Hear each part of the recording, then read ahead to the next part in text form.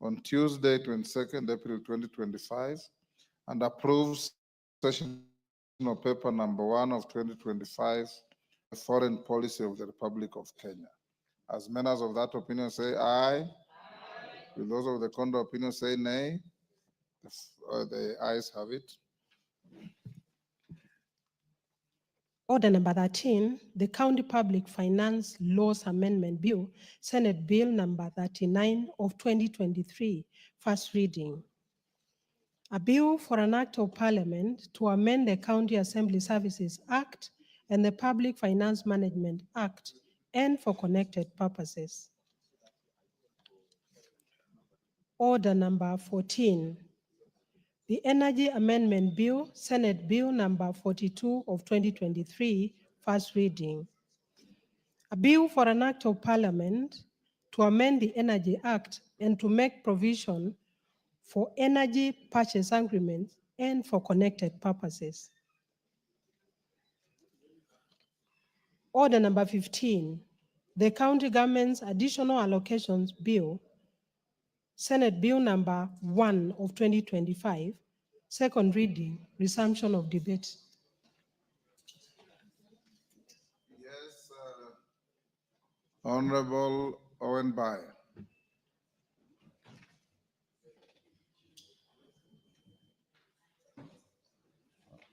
Thank you, Honorable Speaker. Honorable Speaker, in the spirit of the discussion that we started and looking at the import of this bill for now, as we stand, and the position that you have declared, that we have had a robust discussion and agreement, and that consent has been entered to withdraw the court case. When we come to this order, Honorable Speaker, I would implore you and implore members that we allow the mover to reply on this so that we can move to the committee of the whole, so that anybody who has issues to raise at the level of the debate can raise those issues at this particular time when you're doing the committee of the whole, so that we can gain time and also expedite, so that we also show goodwill on the matter. Honorable Speaker, I request members, because there is nothing really much to discuss in terms of the county allocation bill, apart from the fact that these are figures, Honorable Speaker. Honorable Speaker, if you allow, then we move that direction. I thank you, Honorable Speaker.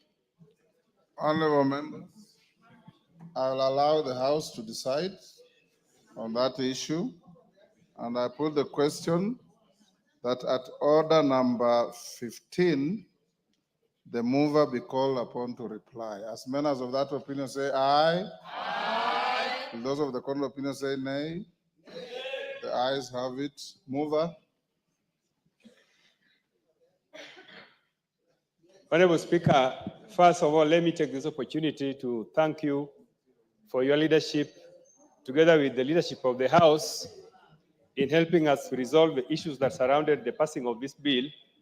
Honorable Speaker, in passing this bill, Honorable Speaker, the House has done a very big justice to Kenyans. Honorable Speaker, this bill is going to allocate 42 billion money from donors in form of loans and grants that is going to help Kenyans run programs in health, in water, in sanitation, in agriculture, and these are things that are going to transform and help our people across the country. Honorable Speaker, with those many remarks, Honorable Speaker, I beg to reply. Honorable members, order. Take the seat. Honorable members, after putting the question at order number 15, we'll go straight to committee of the whole on the same bill as listed at order number 16. Thereafter, then the House will go back to orders number 4. I know Kitayama has a petition. Order number 3, 4, 5, 6, and 7. Then we'll, after that, go back to order number 17. Vicaria, take your seat. Honorable members, I'll now put the question at order number 15, which is that the county government's additional allocations bill, Senate Bill number 1 of 2025, be now read a second time. As many as of that opinion say aye. Will those of the contrary opinion say nay? The ayes have it. Honorable member. Okay, next. Hold your horses. A bill for an act of parliament to provide for the additional allocations to county governments for the year 2024-2025 financial year. The responsibilities of national government and county governments pursuant to such allocations and for connected purposes.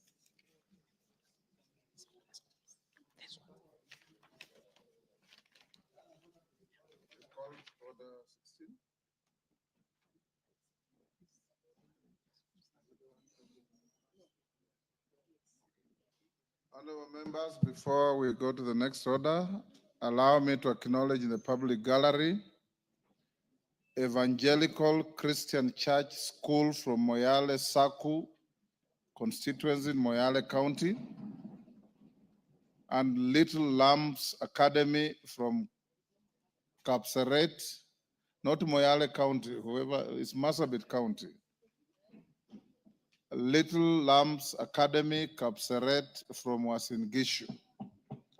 On my behalf and on behalf of the House, we welcome the students and those accompanying them to the House of Parliament. Next order. Order number 16, Committee of the Whole House. Honorable members, will you be upstanding?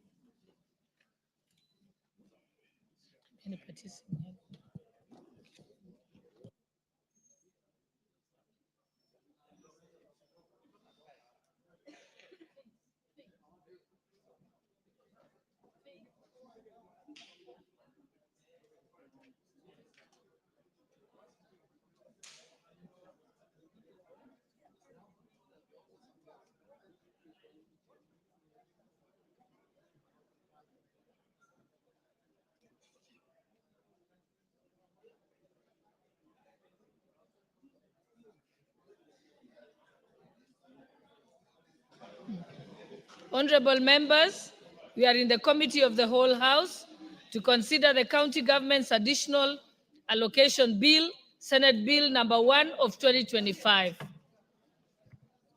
Clause 3 and 4.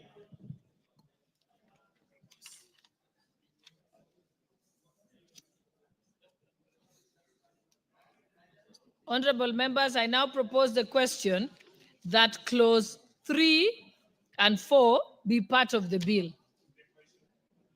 Honorable members, I now put the question that clause 3 and 4 be part of the bill. Will as many as of that opinion say aye? Will as many as of the contrary opinion say nay? The ayes have it. Clause 5. Honorable members, I propose the question that clause 5 be part of the bill.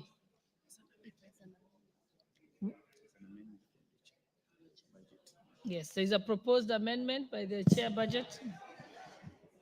Honorable Chair, I would like to stand down the amendment, the proposed amendment. This is because the amendment was supposed to remove from the estimates about 523 million, money which was earmarked for construction of 5 county headquarters. Honorable Chair, I have since received an instruction from National Treasury confirming that indeed that money is available and therefore there is no need for the amendment. Honorable Speaker, I stand on the amendment. Honorable members, I now put the question that clause 5 be part of the bill. Will as many as of that opinion say aye? Will as many as of the contrary opinion say nay? The ayes have it. Clauses 6, 7, and 8. Honorable members, I propose the question that clauses 6, 7, and 8 be part of the bill. Honorable members, I now put the question that clauses 6, 7, and 8 be part of the bill. Will as many as of that opinion say aye? Will as many as of the contrary opinion say nay? The ayes have it. schedule, first schedule.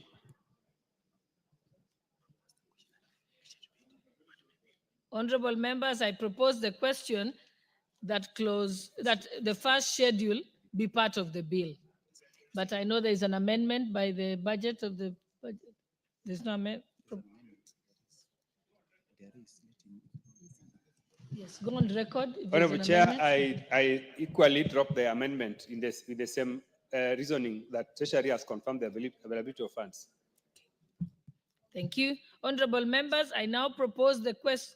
I now put the question that Schedule 1 be part of the bill. Will as many as of that opinion say aye? Will as many as of the contrary opinion say nay? The ayes have it. Second and third schedule. Honorable members, I propose the question that the second schedule be part, second and third schedule be part of the bill.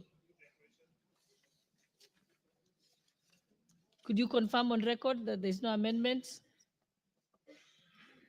Madam Chair, I confirm that there's no amendment. Okay.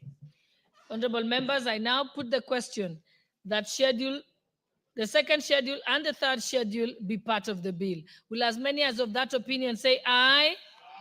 Will as many as of the contrary opinion say nay? The ayes have it. Clause 2. I now propose the question that clause 2 be part of the bill.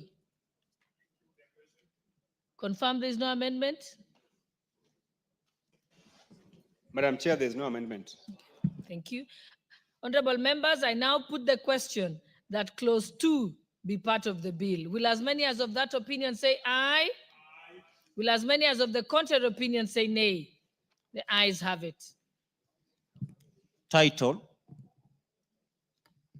Honorable members, I propose the question that the title be part of the bill. Honorable members, I now put the question that the title be part of the bill. Will as many as of that opinion say aye? Will as many as of the contrary opinion say nay? The ayes have it.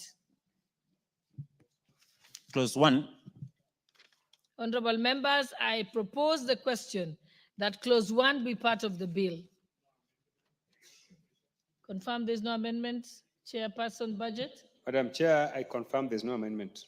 Thank you. Honorable members, I now put the question that clause 1 be part of the bill. Will as many as of that opinion say aye? Will as many as of the contrary opinion say nay? The ayes have it. Mover? Honorable Atandi? The Honorable Chairperson, I beg to move that the committee do report to the House its consideration of the County Government's Additional Allocations Bill, Senate Bill number 1 of 2025, and its approval thereof with amendments.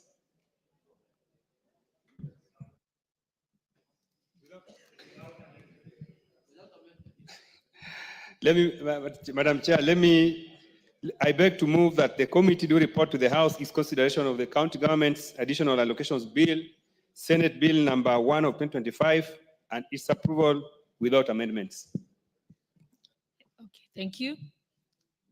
Honorable members, I put the question, which is that the committee do report to the House its consideration of the County Government's Additional Allocations Bill, Senate Bill number 1 of 2025, and its approval thereof without amendments. Will as many as of that opinion say aye? Will as many as of the contrary opinion say nay? The ayes have it.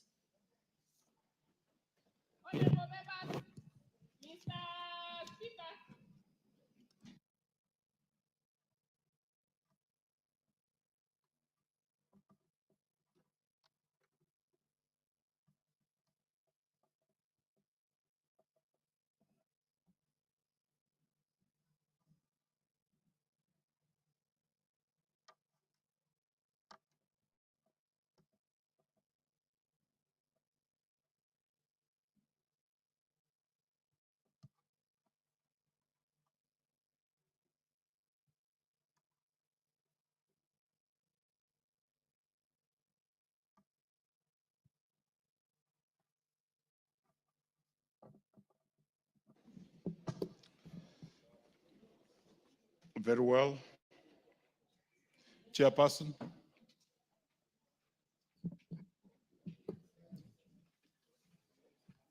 Honorable Speaker, I beg to report that the Committee of the Whole House has considered the County Government's Additional Allocations Bill, Senate Bill number 1 of 2025, and approved the same without amendments. Thank you, Honorable Speaker. Thank you. Mover. Honorable Speaker, I beg to move that the House do agree with the committee in the said report. I also request Honorable Junet Mohammed to second the motion for argument with the report of the Committee of the Whole House. Mr. Speaker, I second.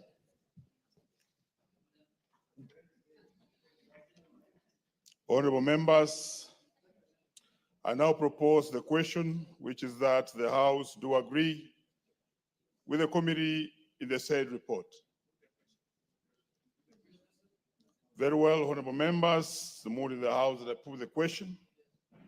And therefore, honorable members, I now put the question, which is that the House do agree with the committee in the said report. Will as many as without opinion say aye? Aye. Will as many as with contrary opinion say nay? The ayes have it.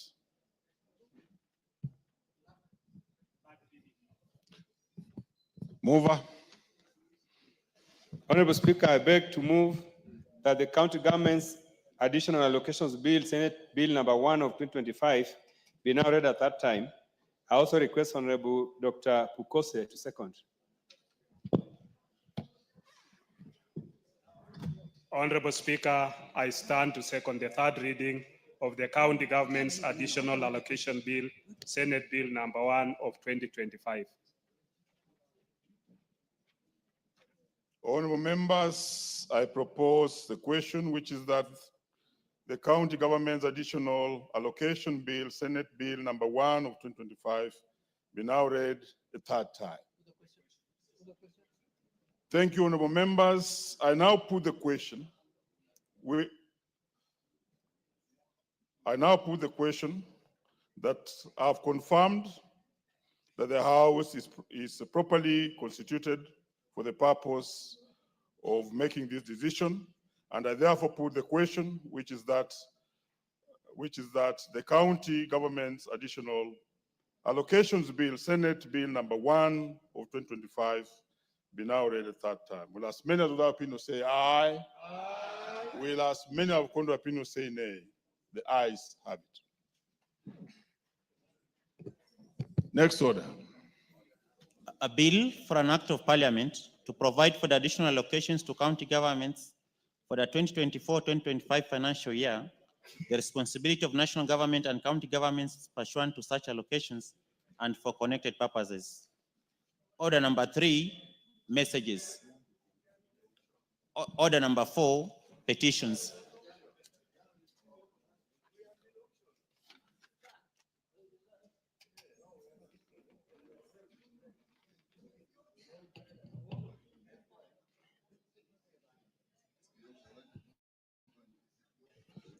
Honorable Kitayama is in the House. Yes. Proceed.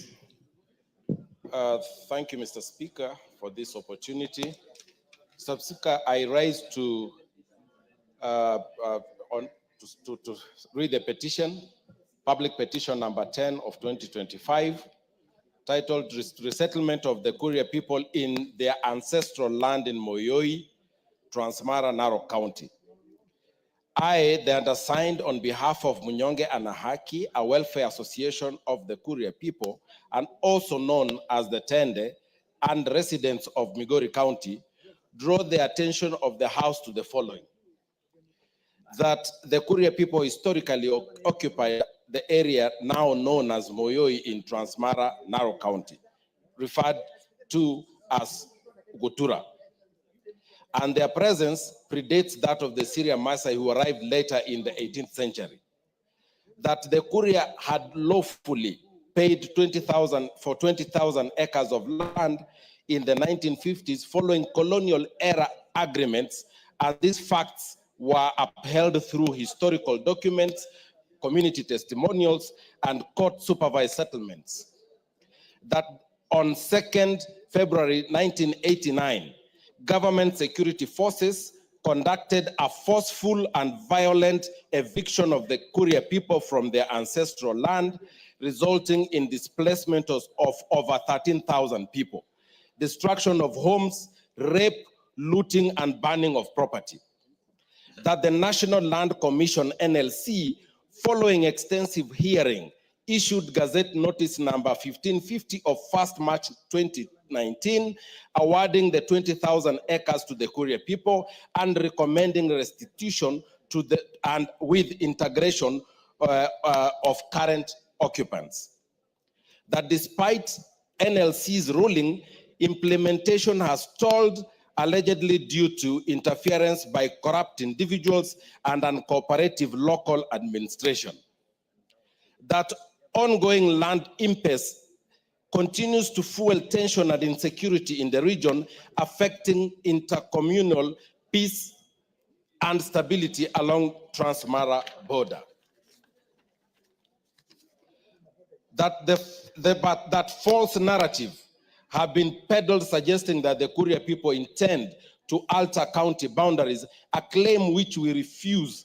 They refute and clarify that they only seek land restitution and not boundary alteration.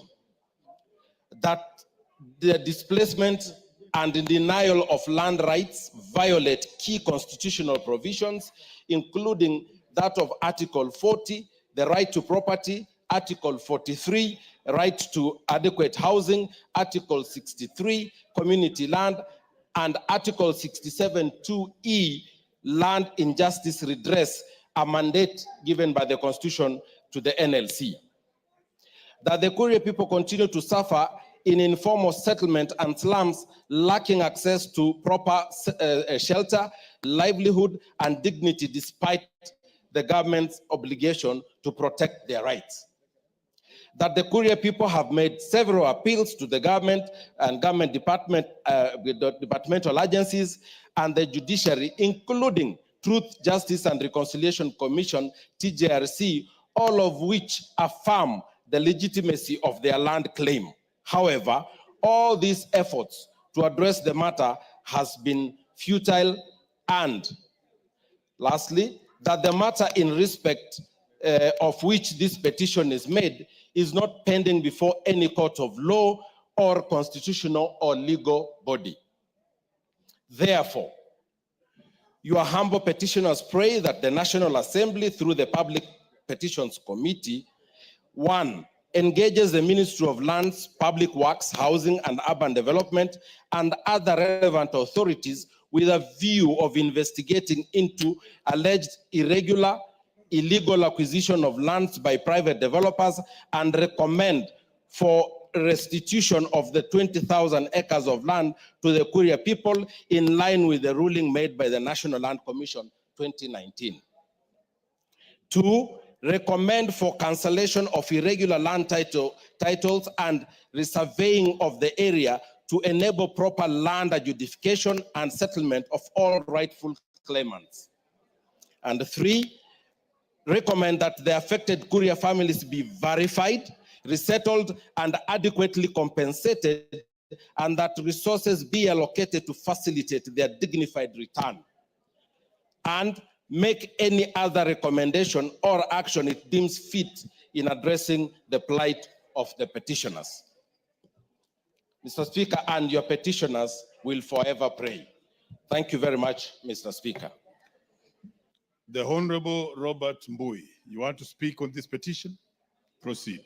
Yeah, thank you, Mr. Speaker. Mr. Speaker, I stand to support this petition by the honorable member representing the people of Kuria. And Mr. Speaker, you know, the issue of land has been a real thorn in the flesh in this country. In fact, I'll say, Mr. Speaker, not only do we have the TJRC report he talked about, we've got so many, there was another one, I don't know, Dongo report. Mr. Speaker, we've had so many ways by which we've been trying to deal with the land issue, including even when we promulgated the new constitution, we came up with the National Land Commission. But Mr. Speaker, the problem still persists. I don't know whether this committee, while they investigate this, they can figure out how can we help the country so that the problem of issues of land can become a thing of the past. Because, Mr. Speaker, we cannot continue in this manner. Otherwise, I support the petition, and I want to ask that the committee now, because it is under new leadership and fresh blood is supposed to, a new broom sweeps better. We hope that they do this justice to this petition. Thank you, Mr. Speaker. Yeah, the Honorable Adan Kenan.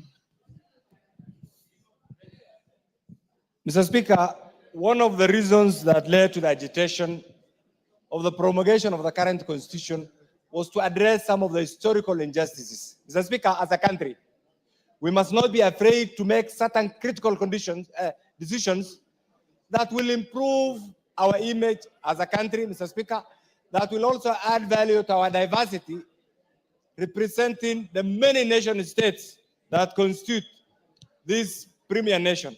Mr. Speaker, this petition being filed in the National Assembly attempts to address some of the issues some of the critical organizations have been either skirting or refusing to acknowledge. It is high time that the Land Commission, and Mr. Speaker, you remember, under Chapter 15 of the current Constitution, we have so many constitutional commissions. The reason why the framers of the current Constitution decided to give independence, institutional, constitutional, statutory, budgetary independence to this critical constitution, Mr. Speaker, was to allow them a space within our governance platform to function independently without being hampered by the day-to-day decision makers. And therefore, Mr. Speaker, I want to be off. The Land Commission and all other constitutional commissions to take their mandate seriously and give Kenyans value for their continued existence, Mr. Speaker. And therefore, I support this within the context of dealing with some of the historical problems, Mr. Speaker, we have had. Mr. Speaker, in the region of Northern Kenya, you know that if there is one region that has really been abused through sessional paper number 10 of 1965 and through many other administrative, Mr. Speaker, platforms, is the region of Northern Kenya. Mr. Speaker, when I see other regions, people of other regions being stigmatized because of some historical decision, Mr. Speaker, I remember where we have come from. This is why today I empathize with these people and really urge the relevant committee to expedite the process. And, Mr. Speaker, this is my recommendation, so that we don't reduce this house to a talking shop. You've made your point. The committee must... The Honorable Kasim Tandaza. Thank you, Mr. Speaker. Asante Mheshimiwa Spika kwa kunipatia hii fursa. Hili shamba la ardhi na wenyeji kunyanyaswa, sijui ni tulizungumzie ama tuimbe ama tulie ama tutambae ama tufanye nini ili wananchi waweze kupata haki yao. Sio watu wa Kuria peke yake, kila wakati tunalizungumzia hili swala, hasa kwa ule upande wa pwani, tukija Kwale, Matuga, watu wananyanyaswa kila uchao. Kuna sehemu ambazo watu wamejenga kama vile maeneo ya Darad kule Diani, ambapo watu wana vibali ambao wamepewa na serikali na bado wananyanyaswa na mabwenyenye. Mheshimiwa Spika, kama wenzangu walivyozungumza, nikiunga mswada hii hoja ambayo imeletwa na Mheshimiwa Amaro Akitiama kwa niaba ya watu wake wa Kuria, ni jambo ambalo itafika wakati labda tuwe na vikao maalum kama wabunge kuona ni vipi tunaweza kubadilisha sheria ile ambayo saa hizi ile tume ya mashamba National Land Commission wako nayo, ili kuwapa nguvu, na ni vipi tutatumia vitengo mbalimbali ili visiweze kutumiwa na mabwenyenye kupata hatua za serikali na kuwanyanyasa wananchi. Mheshimiwa Spika, na iunga mkono nikisisitiza kwamba wakati umefika bunge iweze kuchukua hatua thabiti za kulinda wananchi wake. Asante Mheshimiwa Spika. Asante sana. The Honorable Dado Dido Raso. Thank you very much, Honorable Speaker. Honorable Speaker, I wish to support this petition by Honorable Kitayama. I think it's about the rights of minorities.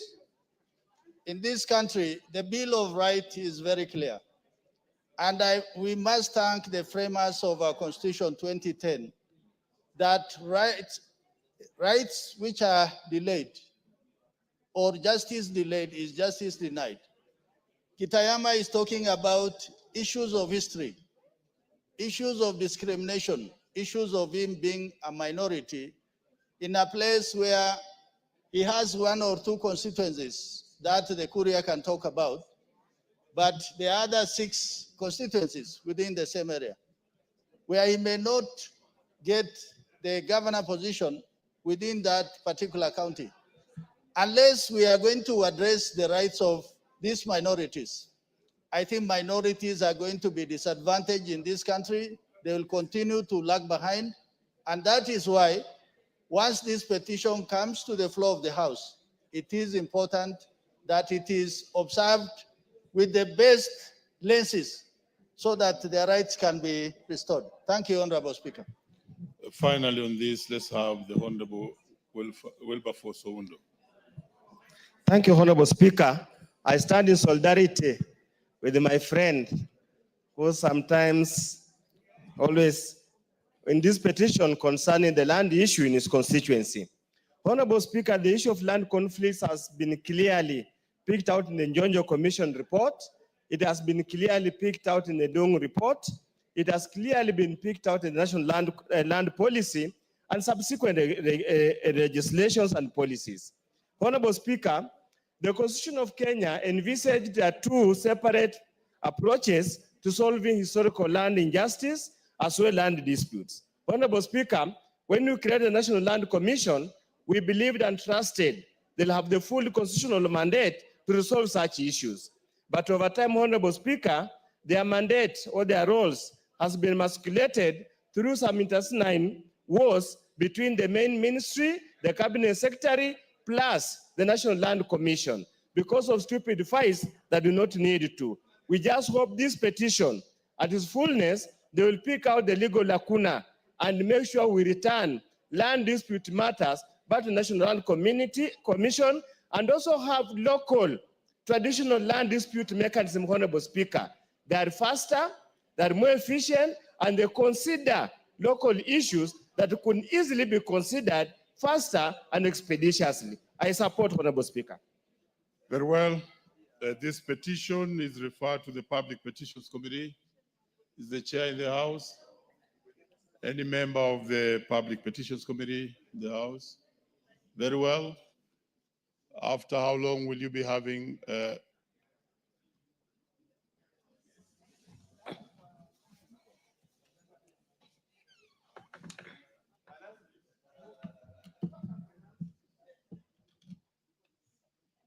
Very well. You are given a maximum of 90 days to bring that petition to the House. Thank you. Before we go to the next order, let me acknowledge and recognize in the public gallery Apostolic Carmel School of constituency Kapseret, Uasin-Gishu. Please, members, make sure you applaud the students who are in the public galleries. I don't know if the member of parliament for that particular constituency is in the House, just any other member of parliament from that particular county. Very well. Next order. Order number 5, papers.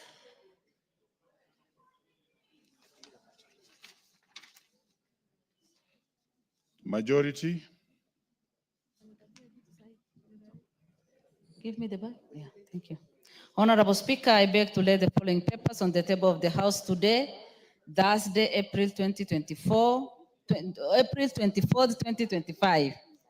A, reports of the Auditor General and financial statement of commodities, fund, staff, mortgage, and car loan scheme for the years ended 30th June 2020 and 2030, June 2023, and the certificates therein. B, reports of the Auditor General on hybrid generation of off-grid power system, credit number CKE 106601L for the year ended 30th June 2022, Kenya Power and Lighting Company, KPLC. C, summary reports of the Auditor General on national government for the financial years 2023-2024. D, reports of the Auditor General and financial statement for the years ended 30th June 2023, and the certificates therein in respect of 1, Chamasiri Technical and Vocational College, 2, Chasangwe Technical and Vocational College, 3, Shuka Technical and Vocational College, 4, Dr. Daniel Wako Murende Technical and Vocational College, 5, Ebukanga Technical and Vocational College, 6, Friends College, Kaimosi, 7, Kaiboi Technical Training Institute, 8, Karumo Technical Training Institute, 9, Kenya Seed Company, Rwanda Limited, 10, Kibo Seed Company Limited, 11, Kirua Technical Training Institute, 12, Kimasian Technical and Vocational College, 13, Kisiwa Technical Training Institute, 14, Lafe Technical and Vocational College,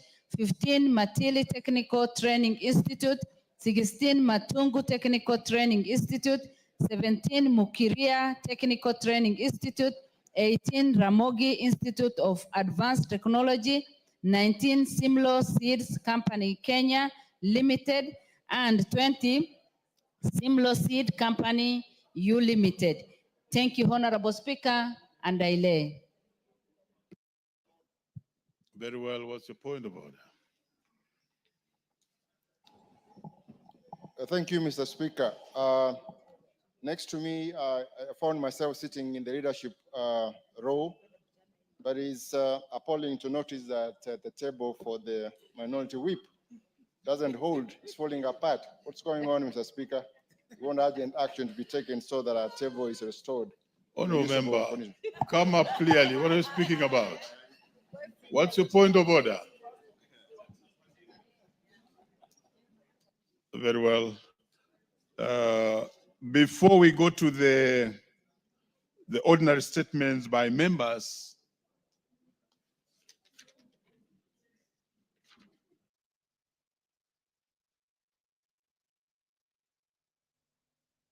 next order. We shall call you. Order number 6, notices of motion. Order number 7, questions and statements. Very well. Before we go to the statements by the members, let me bring the leader to give his Thursday House business statement. Proceed, leader. Thank you, Honorable Speaker. Honorable Speaker, I pass on to the provisions of Standing Order 44-2A.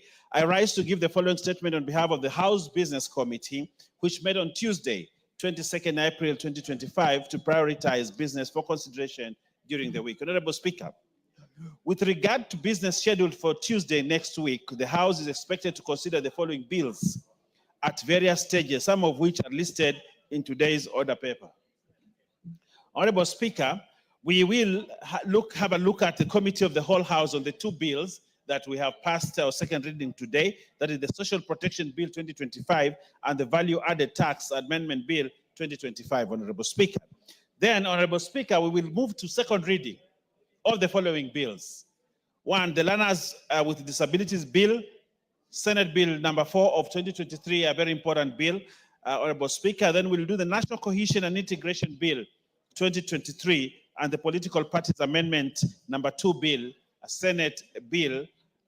That's a Senate bill, Honorable Speaker. In addition, Honorable Speaker and members, the House will also consider the following motions: ratification of agreements on fisheries subsidies. This is a very important bill. Those people with those members coming from fish growing areas, and the chairman here, we will look at the ratification of agreements on fisheries so that we can, the bill is coming. The ratification of the agreement on fisheries subsidies is coming on next week, Honorable Speaker. Honorable Millie, make sure you are there. The third report of the Public Investment Committee on Social Services, Administration and Agriculture, audit consideration of the audited accounts of specified state corporation. Third, reports of the Public Investment Committee on Governance and Education on consideration of the audited accounts of state corporation for Central Region.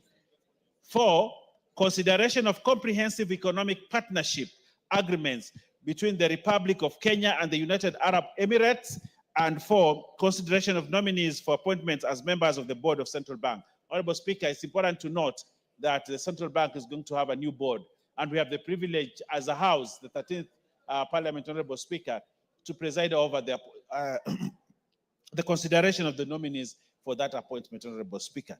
Further, Honorable Speaker, in accordance with the provisions of Standing Order 42A, 5 and 6, I wish to convey that the Prime Cabinet Secretary, the Honorable Musalia David, who is also the Cabinet Secretary for Foreign and Diaspora Affairs, is scheduled to appear before the House on the afternoon of Wednesday, 30th April 2025, to respond to concerns on the criteria used by the government to classify hardship areas and payment of hardship allowance to teachers and other civil servants in the country. Honorable Speaker, you know that this was something that we've been pushing for the last 1 month, and the Honorable Jared Okello has been at the forefront on this. So, Honorable Speaker, we need to be here so that we can actually listen to the Cabinet Secretary on the issue of hardship allowances, payment of hardship allowances to teachers and other civil servants. That is on Wednesday, 30th of April, Honorable Speaker. In addition, the Prime Cabinet Secretary is also scheduled to respond to the following questions. 1, question number 034 of 2025 by the member for West Mugirango, the Honorable Stephen Mogaka MP, regarding measures taken by the government to assist Mr. Chris Ayuga Barake of passport number B203878, who was arrested and detained in India on allegations of online fraud on 6th October 2023. The second question is a question number 035 of 2025 by the member for Nandi County, the Honorable Cynthia Muge, who is not in here, regarding details of all children born to Kenyan mothers in the Kingdom of Saudi Arabia and steps being taken to process their returns to Kenya. And question number 046 of 2025 by the member for Game, the Honorable Elisha Odhiambo. I cannot see Elisha here, but his question will be responded regarding strategies and measures for streamlining the process of integration of Kenyans born abroad and their recognition as Kenyan citizens. Honorable Speaker, in conclusion, Honorable Speaker, the House Business Committee will convene on Tuesday, 29th April 2025 to schedule business for the rest of that week. Now, I wish to lay this statement on the table of the House, and I wish to all members a beautiful weekend, happy weekend, as they go to their constituencies to engage with their constituents on matters development. I wish you a beautiful. Honorable Speaker, I beg to lay. Yes, Honorable Martha Wangari. Thank you, Mr. Speaker, for indulging me. I was looking at the order paper. On Tuesday, I requested a statement on gambling, specifically the Aviator game of chance. And the Speaker ruled that it should be brought to the floor of the House today. It is not listed in the order paper, Mr. Speaker. Maybe you can give us some guidance from the committee, because we are headed to go for recess next week, and it is very urgent that we discuss that matter, Mr. Speaker. Very well, Honorable Martha. I vividly remember you asking for that particular statement. Who is the committee chair? Is in the House?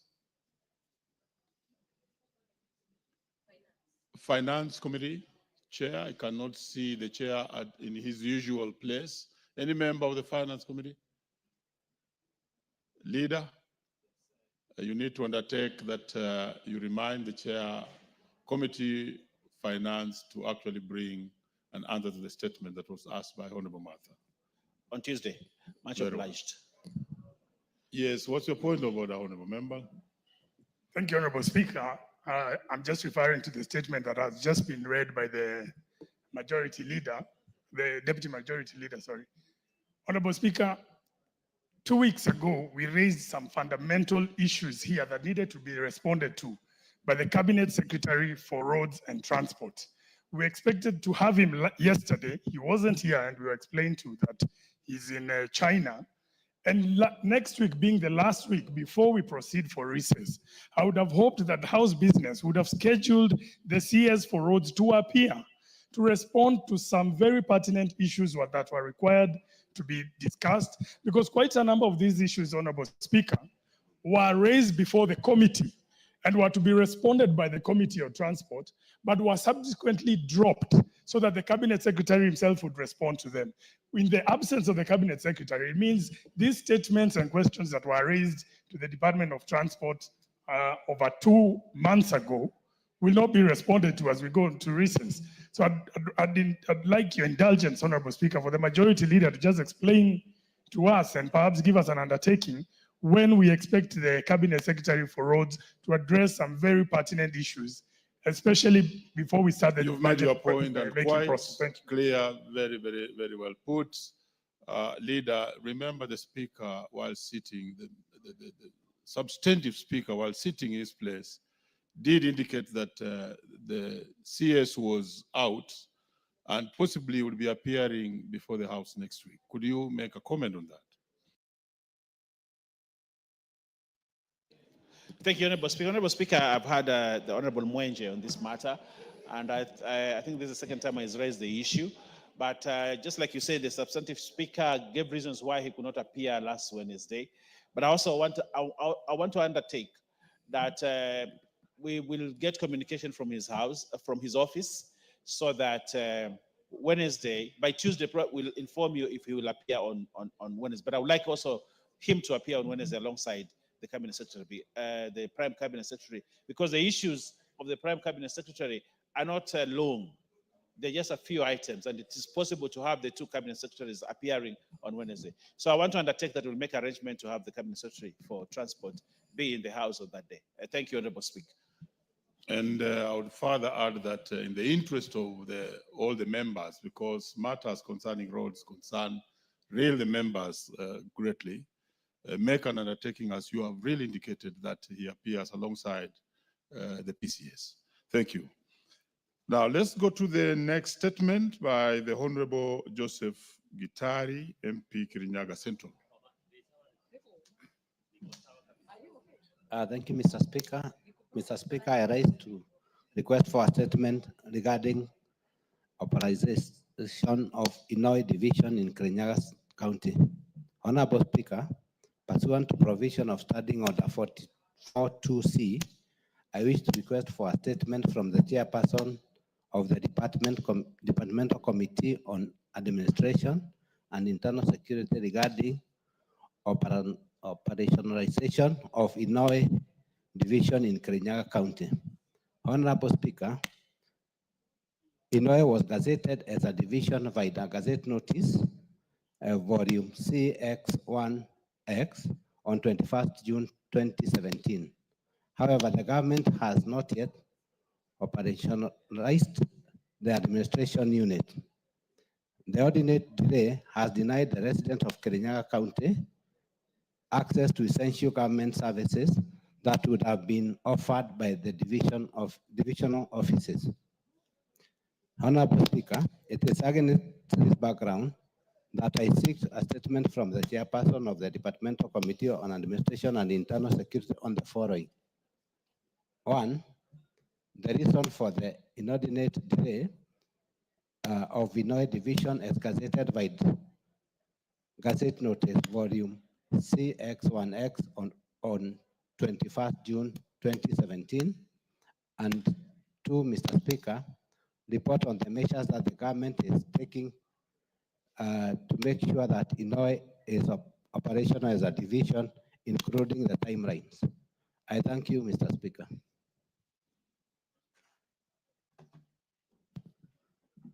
Okay, very well. Chair, the Chair, Committee on Administration and Internal Security. Yes. Thank you very much, Honorable Speaker. Honorable Speaker, I have heard what Honorable Gitari is seeking. Last week, when the Honorable Kipchumba Murkomen, the Cabinet Secretary for Interior, appeared before the House, I think he really addressed himself to that issue. But also on Tuesday, he appeared before the committee, and also he has given us an undertaking that he will provide a comprehensive list of all pending cases of sub-counties, divisions, and locations that have not been operationalized. So for that reason, we will undertake to provide response to the House immediately we come from the recess. Thank you, Honorable Speaker. Very well. Yes. Chair, Honorable Speaker, I would wish to thank Honorable Gitari for raising that very substantive issue. Honorable Speaker, the issue of operationalization of administrative units in this country is an issue that the Ministry of Interior should take up seriously. Honorable Speaker, it is not only in Nyandarua that issue has come up. It is all over the country. So, Honorable Speaker, I call upon the CS for Interior and the entire Committee for Interior to take up that matter to ensure that, one, apart from operationalization, what is the legal framework guiding the issue of setting up new administrative units in this country? Because, Honorable Speaker, there is no clear framework. It is only given as a token, or it is only given when you request. So, Honorable Speaker, I second that statement. Order. There's no need of seconding statements. And I've been a religious follower of this matter. When the minister was here, as Raso has explained, there's an undertaking now that is in progress. And indeed, the sentiments you are actually putting across were put the same day. But we thank you for them. Indeed, Hon Raso, take those statements in mind, and that's, I think, what we told the minister to undertake and bring a list. Yes, Honorable Raso. Thank you, Honorable Speaker, for indulging me. I think what the MP for Marakwet, he was in the House on that day. What the minister said, he needed 2.5 billion to operationalize everything that has been gazetted. So the onus is on us. If we are ready to give him the money, then whatever has been gazetted will be operationalized. So for that reason, Honorable Gitari's statement will be responded to, but I think we cannot play the ball outside this house. This is a budget-making house, and we must look for the money. Thank you, Honorable Speaker. Very well. The Honorable Farah Yakum. Thank you, Mr. Speaker. Honorable Speaker, pursuant to Standing Order 44-2C, I rise to request a statement from the chairperson of the Departmental Committee on Administration and Internal Security regarding the status of security measures in the Fafi constituency, Garissa County, following a recent attack by suspected Al-Shabaab militants. Honorable Speaker, it is with profound concern that I report the tragic loss of 6 police reservists and the injury of 4 other officers in a heinous attack that occurred on 23rd March 2025 in BMWD Fafi constituency.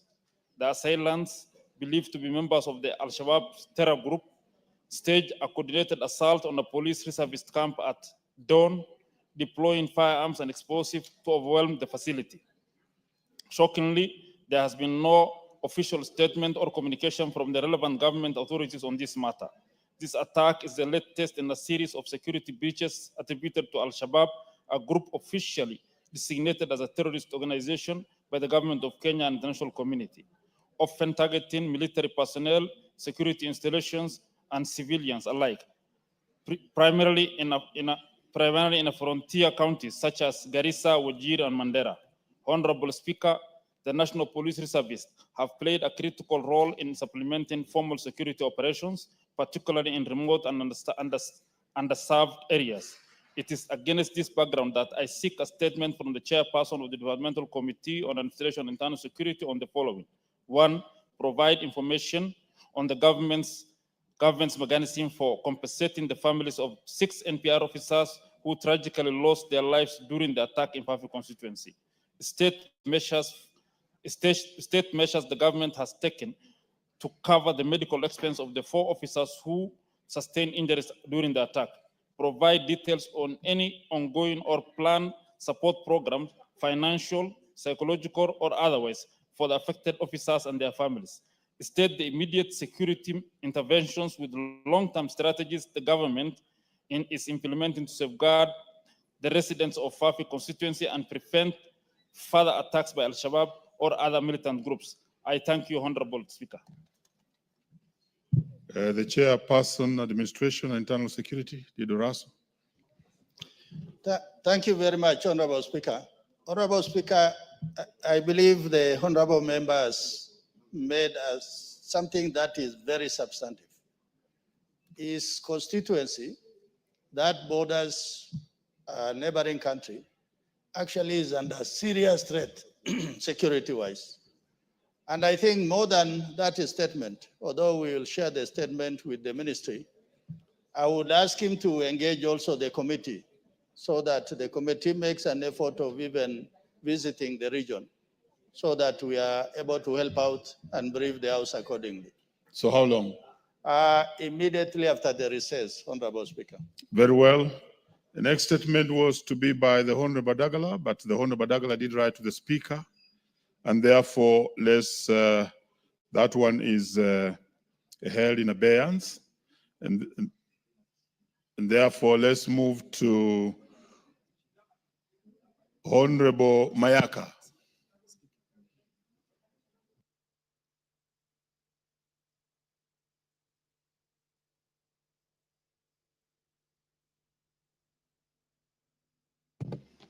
Order, Honorable Mayaka.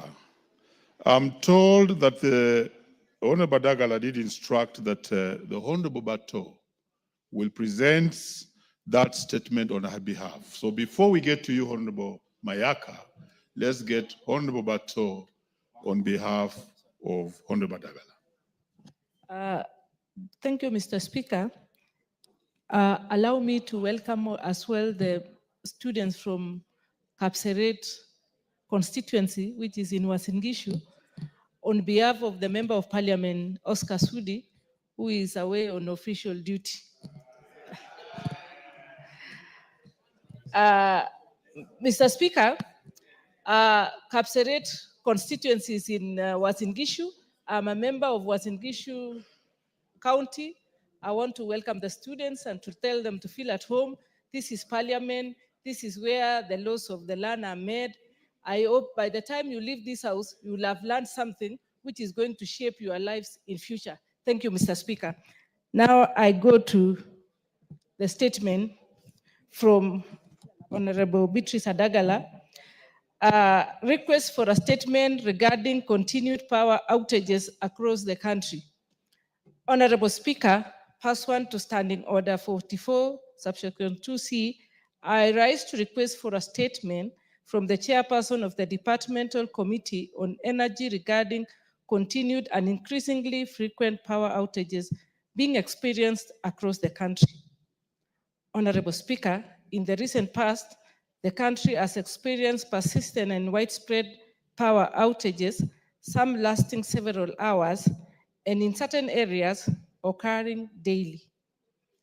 These blackouts have affected households, disrupted businesses, endangered patients in health facilities, and raised serious concerns over the stability and reliability of the national power grid. Despite previous assurances from Kenya Power and Lighting Company and other energy sector stakeholders, the problem continues to persist, causing significant economic losses and eroding public confidence in our national power infrastructure. Honorable Speaker, it is against this background that I request for a statement from the chairperson of the Departmental Committee of Energy on the following. 1, report on causes of the frequent and prolonged power outages being experienced across the country.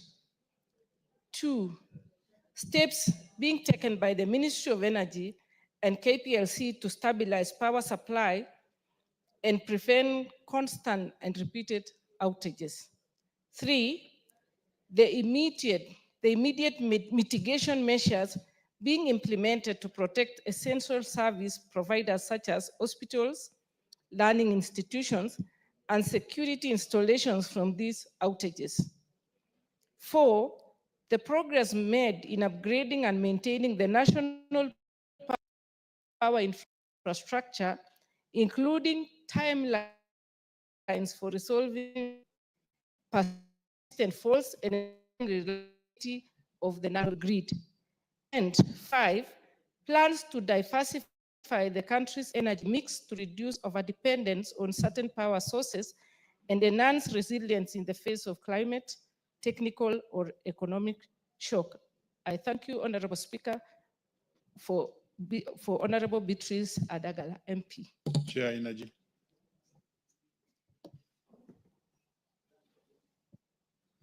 Honorable Speaker, we request once we resume, because we'll be looking at it, and once we resume after recess, we'll be able to give a response.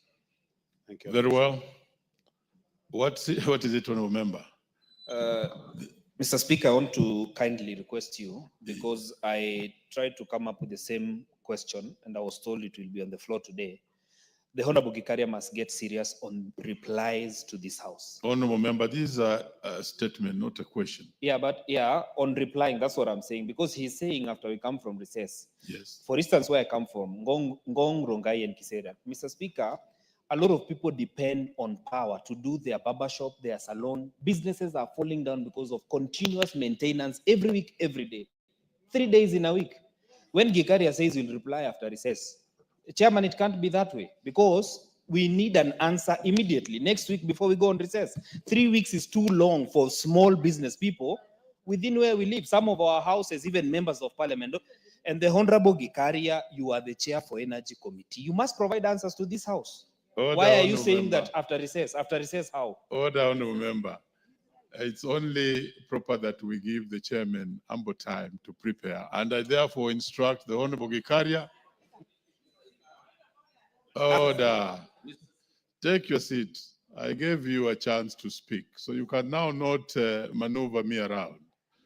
Yes, order. We really need to give the committee time. But before Gikaria speaks on this, I can see the honorable member is also very enraged. What is it? No, we have given to Jalango. Jalango. Thank you so much, Mr. Speaker. Precisely. This is not the first time matters electricity and blackouts are being mentioned in this House. We've brought statements, we've asked questions, and it's always give us a week, give us a month, give us 3 weeks. They sit every single Thursday and every single Tuesday, for the same questions. Honorable Gikaria, you are the chairperson, Energy Committee. I came here and asked for questions about Silanga, where we had issues. Now, the transformers that are even being brought on the ground cannot even sustain the community. And when we even talk about sometimes about last mile connections, there are people who've not even seen that last mile, or we don't even know how far the mile is. Very well, you understand? Delamo. So Gikaria must give us, Honorable Gikaria must give us answers today.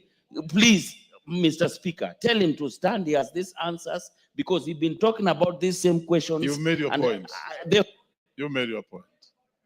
Yes, what's your point of order, Honorable Mini? Thank you, Mr. Speaker. Mr. Speaker, members are asking very substantive issues that have to do with the transformers. And we have since learned recently that some of the transformers that were purchased are defective. So I know that they are being, something is being done.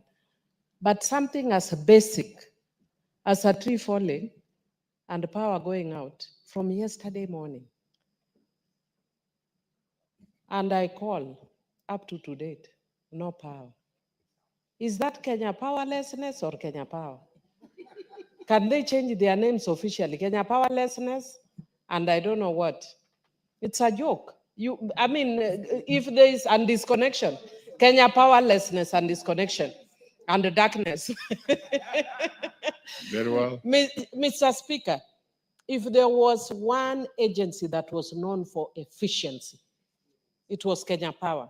The one that used to give us nightmares was water. Are you competing with water being ineffective, or are you trying to sabotage Honorable Wandai because he's an expert? Please reconnect. Basic, let us not even be talking about issues like transformers. This is just a tree that has fallen. Surely. You are joking. Very well. I think members have serious concern, and the concerns are many. And therefore, no, just take your place. Therefore, there was another statement by Honorable Lesuda concerning power. So let's hear Honorable Lesuda on the same, possibly to cover some of the members' interests, and then I can make a ruling. Proceed, Honorable Lesuda. Thank you, Mr. Speaker. And just listening to my colleagues, I wish the bills used to delay as well. And I wish the electricity bills were also cheaper. Go directly to your statement. Honorable Speaker, pursuant to the provisions of Standing Order 44-2C, I wish to request for a statement from the chairperson of the Departmental Committee on Energy regarding the persistent power outage in Samburu West constituency, including Maralal Town. Honorable Speaker, for the past several months, Samburu West constituency, particularly Maralal Town, has been experiencing repeated blackouts without any prior notice, explanation, or projected timelines for restoration. These power interruptions have not only caused immense inconvenience to residents, but have led to substantial financial losses for local businesses, many of which rely entirely on electricity to power their operations. This situation is particularly unacceptable in light of the already difficult economic environment and in a region that continues to grapple with the effects of historical marginalization, despite the promises of equal opportunity under the devolved system of governance.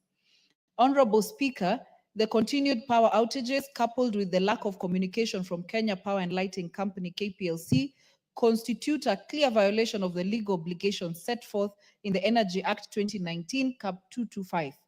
Further, under the Consumer Protection Act 2012, consumers have a right to fair service delivery and are entitled to seek compensation where economic losses arise from negligence or disruption in utility services. Honorable Speaker, it is against this background that I request for a statement from the chairperson of the Departmental Committee on Energy on the following. One, the immediate underlying cause or causes of the persistent power outages currently being experienced in Maralal Town and other parts of Samburu West constituency. Secondly, reasons for lack of formal communication or advanced notification to residents and businesses of interruption of power supply as required by law under the Energy Act and KPLC's service charter. Thirdly, measures that the ministry has put in place to urgently resolve these outages and ensure consistent and reliable power supply to Samburu West constituency moving forward.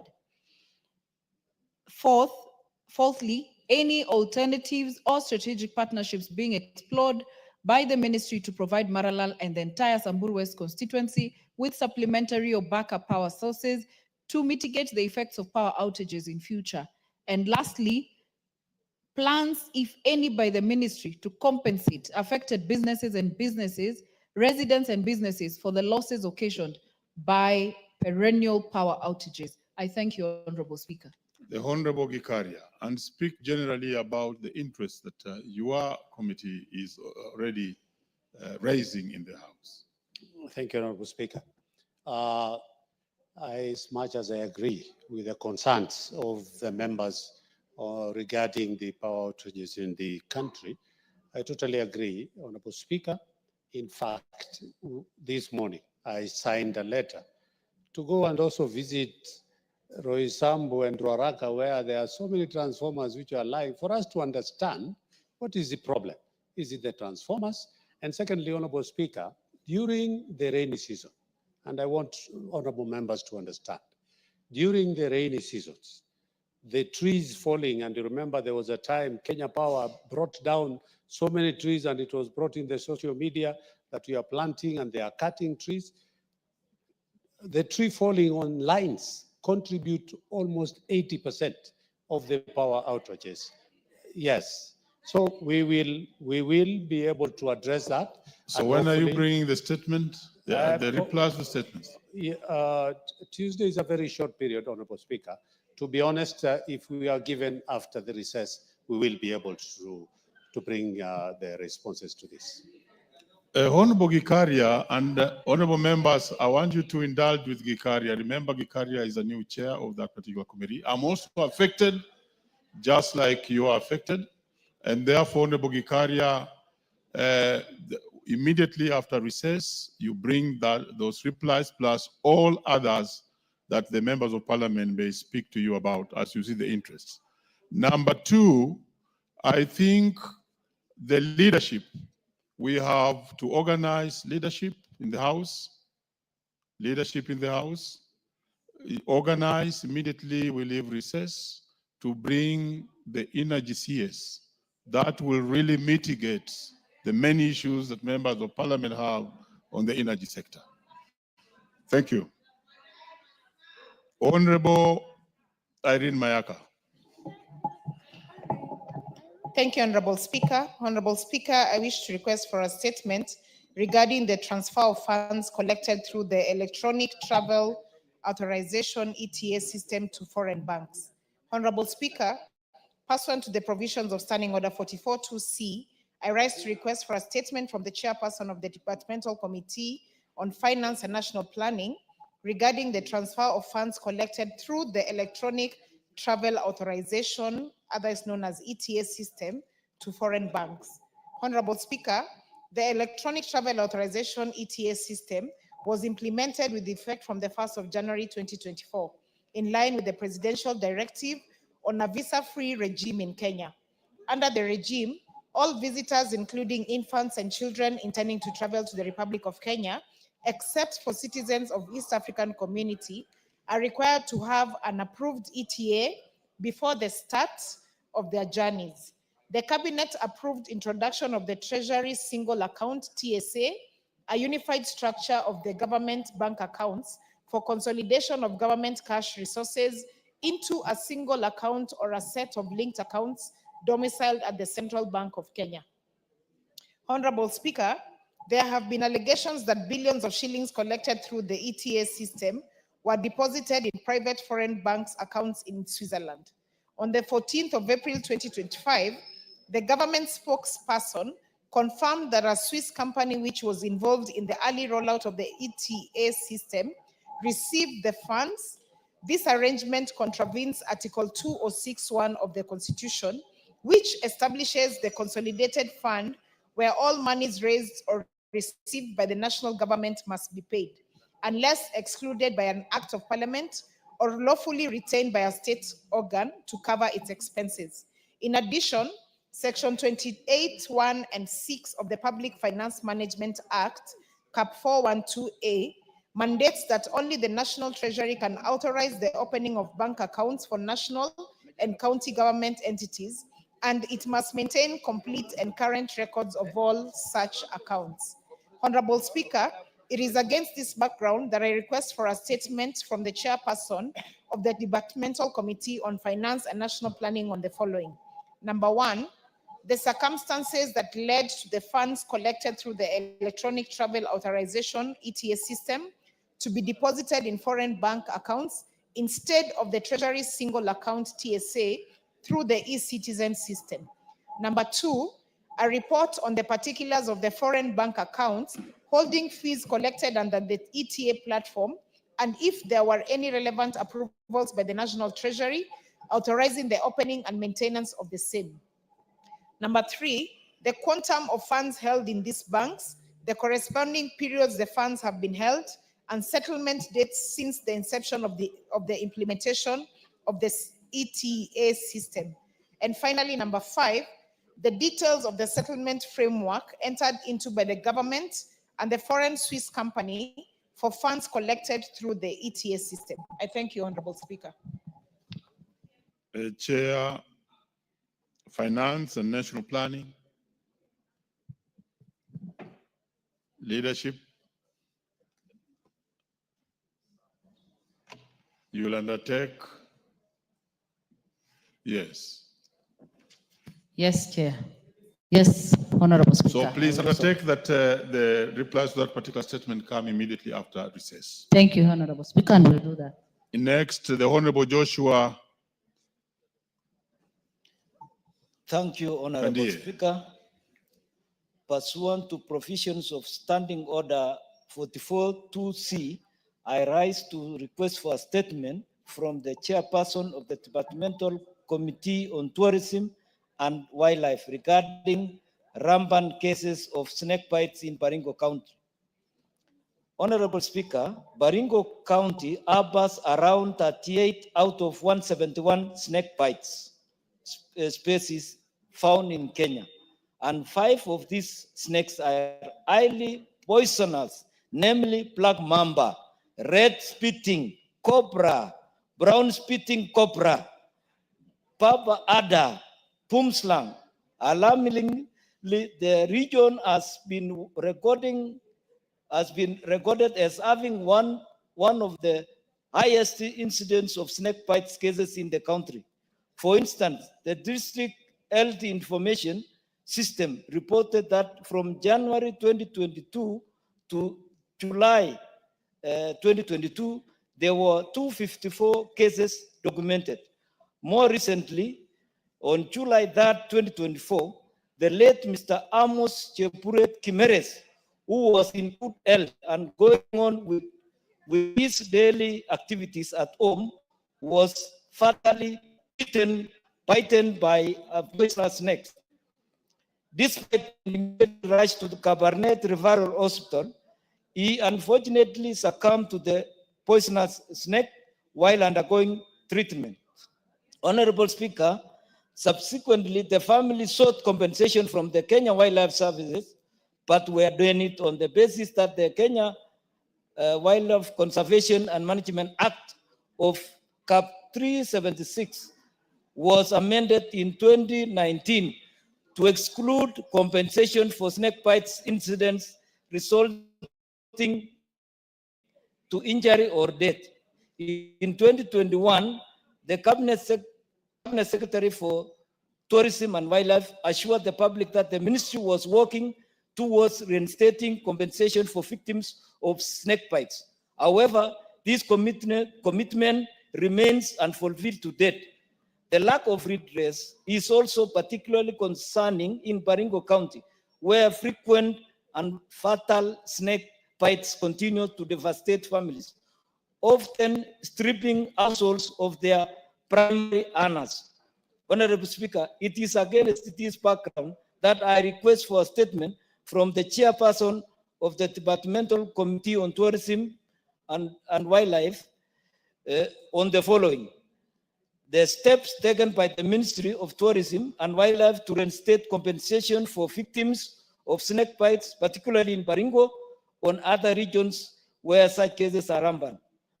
2, the measures put in place or are being considered to provide interim relief to the affected families who suffer the loss of their loved one due to snake bites, such as the family of Mr. Amos Chepuret Kimeres, who succumbed to a snake bite.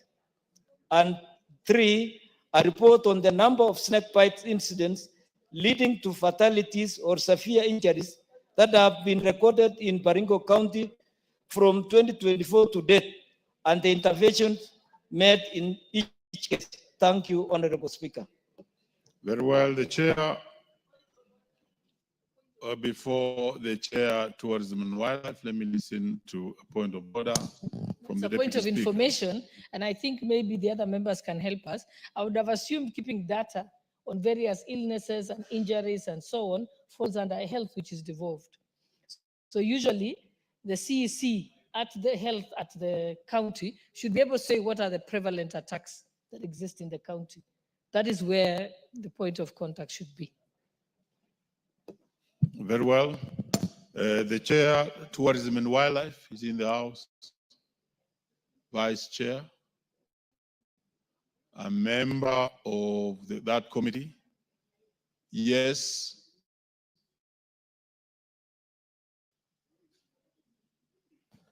You can undertake on behalf of your committee. Proceed. Yes, thank you, Mr. Speaker.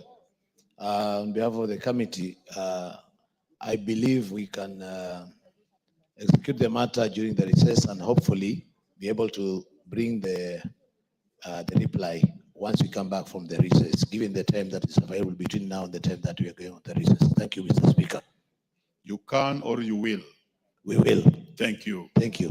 That's now more proper. The next statement. The Honorable Amos Mwago.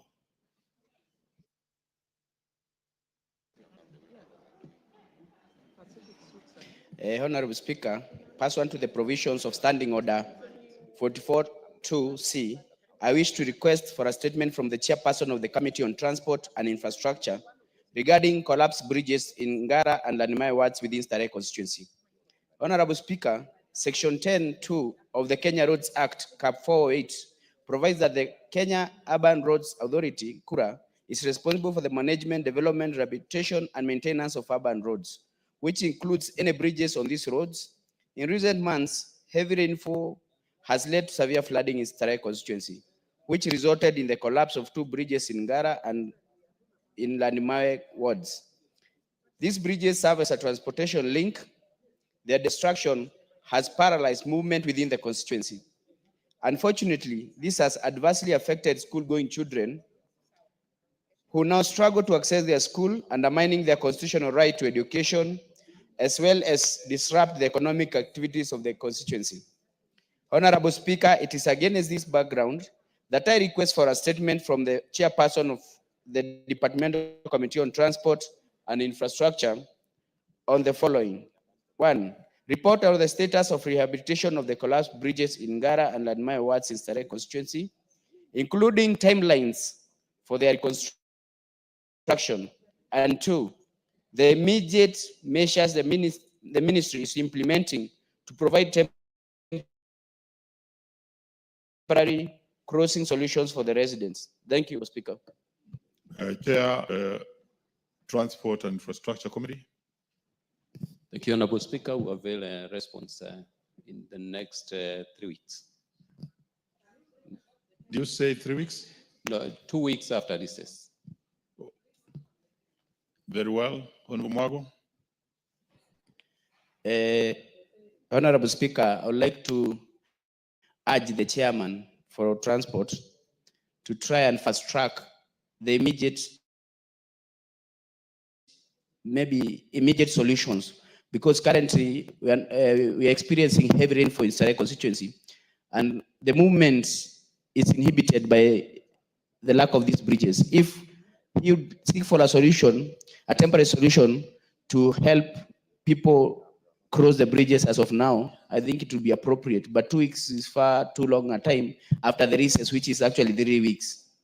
Very well, Honorable Mwago, you are quite objective, and therefore I think the chair bring the statement immediately after recess, given that school children are affected.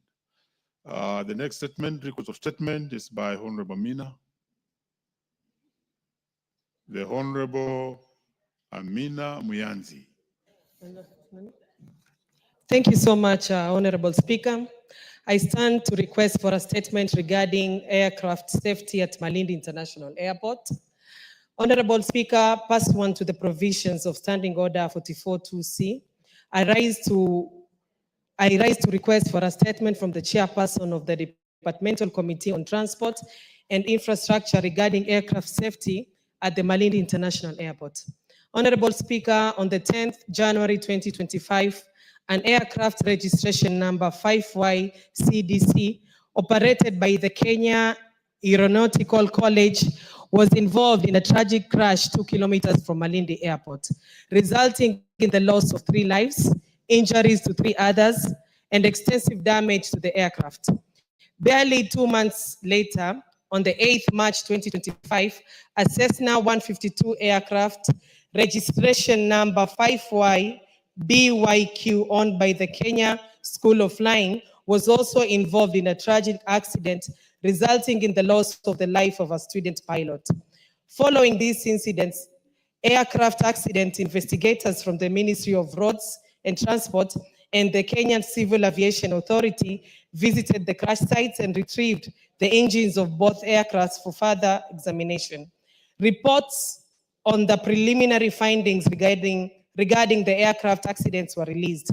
However, to date, no official conclusive reports have been released to the public or to the affected institutions regarding the probable cause or contributing factors and safety recommendation for accident prevention to ensure aircraft safety.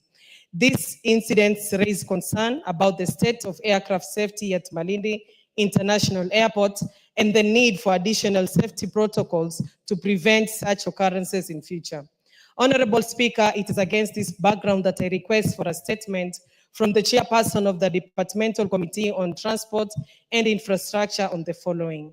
One, the current status of investigation in the 2 aircraft accidents involving aircrafts operating from Malindi International Airport.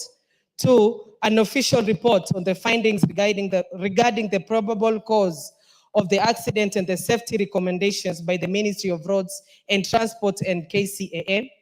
Three, the expected timeline for conclusion and publication of the results of the investigation to the public and affected institutions. Four, measures being implemented by the Ministry of Roads and Transport to improve air safety for aircraft used in training at Malindi International Airport and in airports nationwide. And lastly, plans by the government to compensate the families of the victims, including specific timelines for compensation. Thank you, Honorable Speaker. Chairman, Transport, Infrastructure. Honorable Committee. Speaker, 2 weeks after recess. Again, 2 weeks After, yes. You have enough time, so bring it just immediately after recess. Correct. Let committees work. No problem. Thank you, Chair. Thank Next request of statement by the Honorable Joseph. Is that Joseph or Joseph? Proceed. Joseph. Or Joseph. Yes. Thank you, Honorable Speaker. I rise to request for a statement on the upgrading of Eldoret Kapsabet Chavakali Road, C39. Honorable Speaker, pursuant to the provision of Standing Order 44-2C, I rise to request for a statement from the chairperson of the Departmental Committee on Traffic regarding at Kapsabet Chavakali Road, C39. Honorable Speaker, the Eldoret Kapsabet Chavakali Road, C39, is an important transport route facilitating regional connectivity by linking Uasin-Gishu, Nandi, Vihiga counties, and further linking to Kakamega, Bungoma, Kisumu, and Siaya counties. Notably, the road boosts agriculture and trade by connecting markets in Eldoret City, Mosoriot, Chepterit, Kapsabet, Chepsonoi, Cheptulu, Mudete, Jafakali, and Shamakoko, while also providing access to Chebut and Mudete, tea factories and transportation of perishable farm produce like tea, leaves, cereals, fruits, milk, and vegetables to markets. It is also the link road to Eldoret International Airport and key health facilities like Moi Teaching and Referral Hospitals, Kapsabet County Referral Hospital, Jumuia Hospital, Kaimosi, and Sabatia Eye Hospital. Honorable Speaker, despite the crucial significance of the Eldoret Kapsabet Chavakali Road, it has never been expanded to meet the increasing traffic demand since it was tarmacked many years ago. Along it, and convergence of traffic from other regions. Consequently, it faces significant congestion due to expansion of Eldoret City, the towns located along it, and convergence of traffic from other regions. Notably, traffic from South Rift, Nyanza, Kisii, Western Kenya converges on this road via major roads such as Chemelil, Nandi Hills, Namgoi, Kisumu, Javakali, Kapsabet, and Kakamega, Chavakali, Kapsabet, straining really a narrow road. This has negatively impacted socioeconomic activities in the region by raising transport costs, delaying emergency response, and hindering investors in public transport due to high wear and tear costs. Further, its deplorable state has caused fatal accidents, such as the tragic accidents at Marmar in June 2023 and at Mutwot on 10th January 2025, which claimed 4 lives and left others critically injured. Honorable Speaker, it is against this backdrop that I request for a statement from the chairperson of the Departmental Committee on Transport and Infrastructure on the following. Number 1, a report on the maintenance record of Eldoret Kapsabet Chevakali Road C39 since 2013, including the details of the contractors, total expenditure incurred on maintenance, the scope of work done in each maintenance cycle, and inspection reports. Number two, the short-term and long-term strategies for improving and expanding the Kapsabet Chavakali Road, including fully overhauling and recarpeting the surface instead of the current periodic patchwork maintenance, so as to get value for public funds invested in the repairs. And finally, plans by the Kenya National Highways Authority, KENA, to dual the Kapsabet Eldoret section of the road and construct proper shoulders flow traffic on this critical road. I thank you, Honorable Speaker. Thank you, Honorable Joses Lelmengit of Mgwen, Chair Transport. And remember, this is a road that serves me, and I'm affected seriously by what Honorable Joses is speaking about. Proceed, Chair. Yes, Honorable Speaker, we will respond after this. It's okay, and this one we can even give you 2 weeks after recess, because we want a comprehensive answer on that particular. Correct. Thank you. 2 weeks. And please, Honorable Joses, just accept 2 weeks after recess so that the answer is comprehensive. Because it's a road that has really disturbed the communication between Eldoret, Kapsabet, and Vihiga. And I think even the Honorable Member for Aldai is also an interested party. Thank you. Let's move to statements. And the first one, we begin with a response by the Chair of Administration and Internal Security on a statement asked by Honorable Kakai Bissau, who is in the House, MP Kimilili.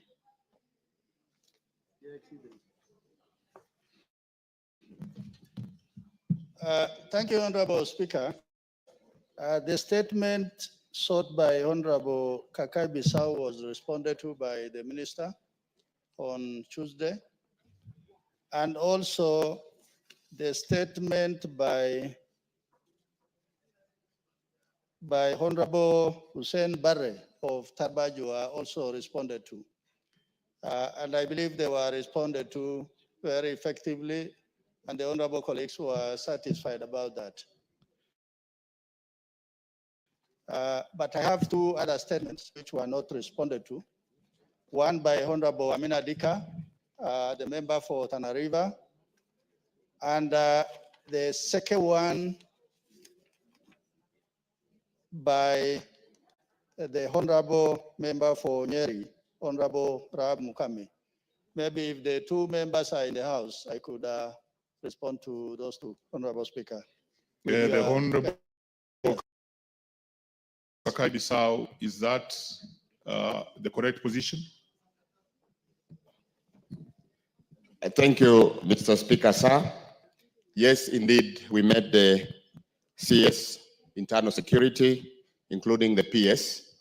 They addressed the question, but what I would like to insist at this point, and what is very clear, as per my statement request, the frequent updating of the affected family needs to be adhered to. It needs to be done frequently, because as it is, even as of today, the affected family, the Bukhala family that lost their daughter, are not getting frequent updates.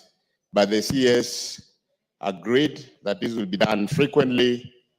And at the same time also, there is a person of interest, Mr. Orua, who went missing, and the CS has assured me and the family that they will continue pursuing this person until he's brought to book. So thank you, Mr. Speaker, sir. Very well. The Honorable Raso, you may proceed to give the replies on the statement sought by the Honorable Amina Dika. Thank you very much, Honorable Speaker. Honorable Speaker, the Member of Parliament for Tana River, Honorable Amina Dika, requested a statement on the disappearance of Abdullahi Ahmed Mohamed. Is the Honorable Amina Dika? Yes, she is in the Very House. well. Proceed. uh, as requested for a statement on disappearance of Abdullah Ahmed Mohamed, ID number 42848612, a resident of Ngumu Village, Tana River County. The honorable member sought step second to address the disappearance of Mr. Abdullahi, status of investigation on the disappearance of Mr. Abdullahi. I wish to respond as follows. Step second to address the disappearance of Mr. Abdullahi Ahmed Mohamed of ID number 42848612. Honorable Speaker, on 5th of October 2024, Mr. Ibrahim Ahmed reported the disappearance of his cousin, Mr. Abdullahi Ahmed Mohamed, at Garsem Police Station, via OB number 16 March 2024. He reported that he had earlier been abducted and dropped off at a petrol station within Garsen Shopping Center by abductors who were armed and traveling in a black Toyota Hilux double cabin bearing registration number KCU 576U.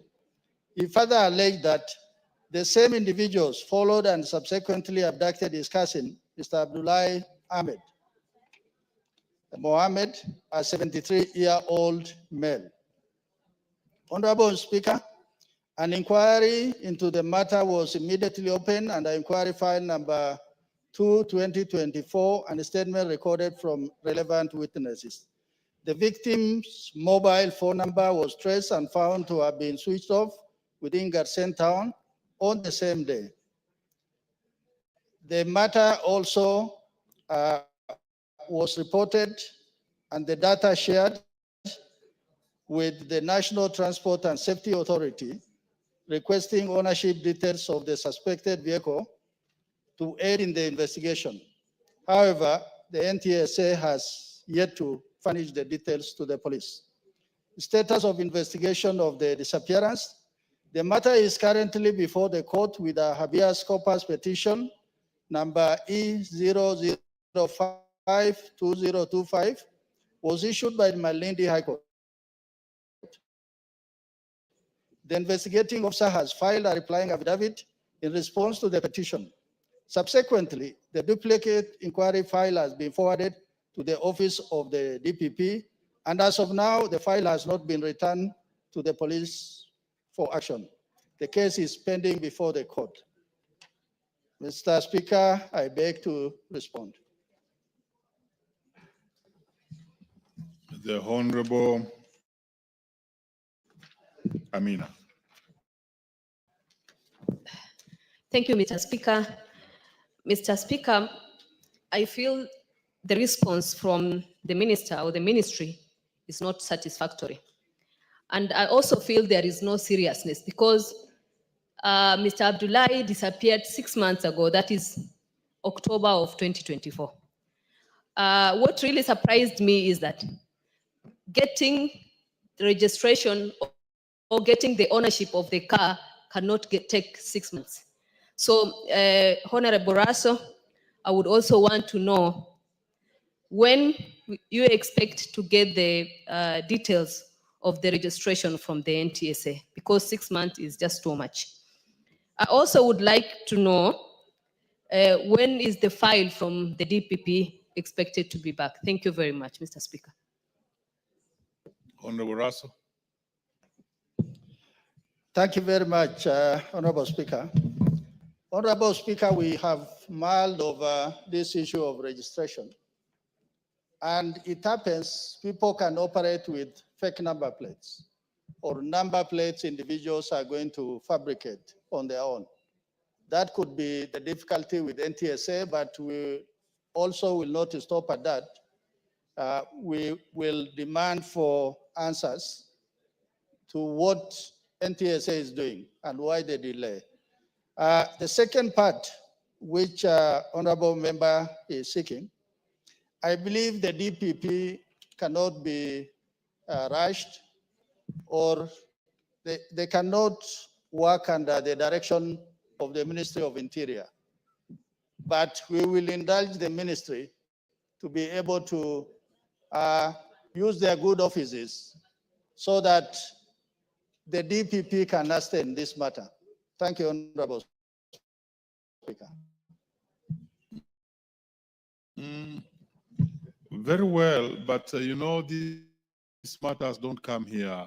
You'll take a further undertaking on when you will actually bring that extra report to Honorable Amina on that progress, please.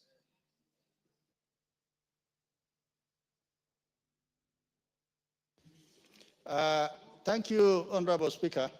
I believe we are well guided on this. As also members, we don't take it for granted that honorable colleagues will ask questions and the responses are frivolous. I think we will go the full mile to establish what are the issues that are missing. Thank you, Honorable Speaker. Thank you. You may proceed to also bring the replies to the statement sought by Honorable Rahab, MP Nyeri County. Thank you very much, Honorable Speaker. Honorable Speaker, the member for Nyeri County, Honorable Rahab Mukami, has requested for a statement regarding the recent murder of a patient in Kenyatta National Hospital. The honorable member particularly sought to be informed on the status of investigation into the death of Gilbert Kinyua Mudhoni, actions being taken to ensure the perpetrator of the crime is arrested and prosecuted, measures being put in place to intensify security of health facilities in the country. Honorable Speaker, Gilbert Kinyua Mudhoni was killed on 7 February 2025 within Kenyatta National Hospital Neurology Patient Ward, Level 7B, Male Section, Group C, Cube 2. The incident was reported at Capitol Hill Police Station, the Homicide Investigation Bureau, alongside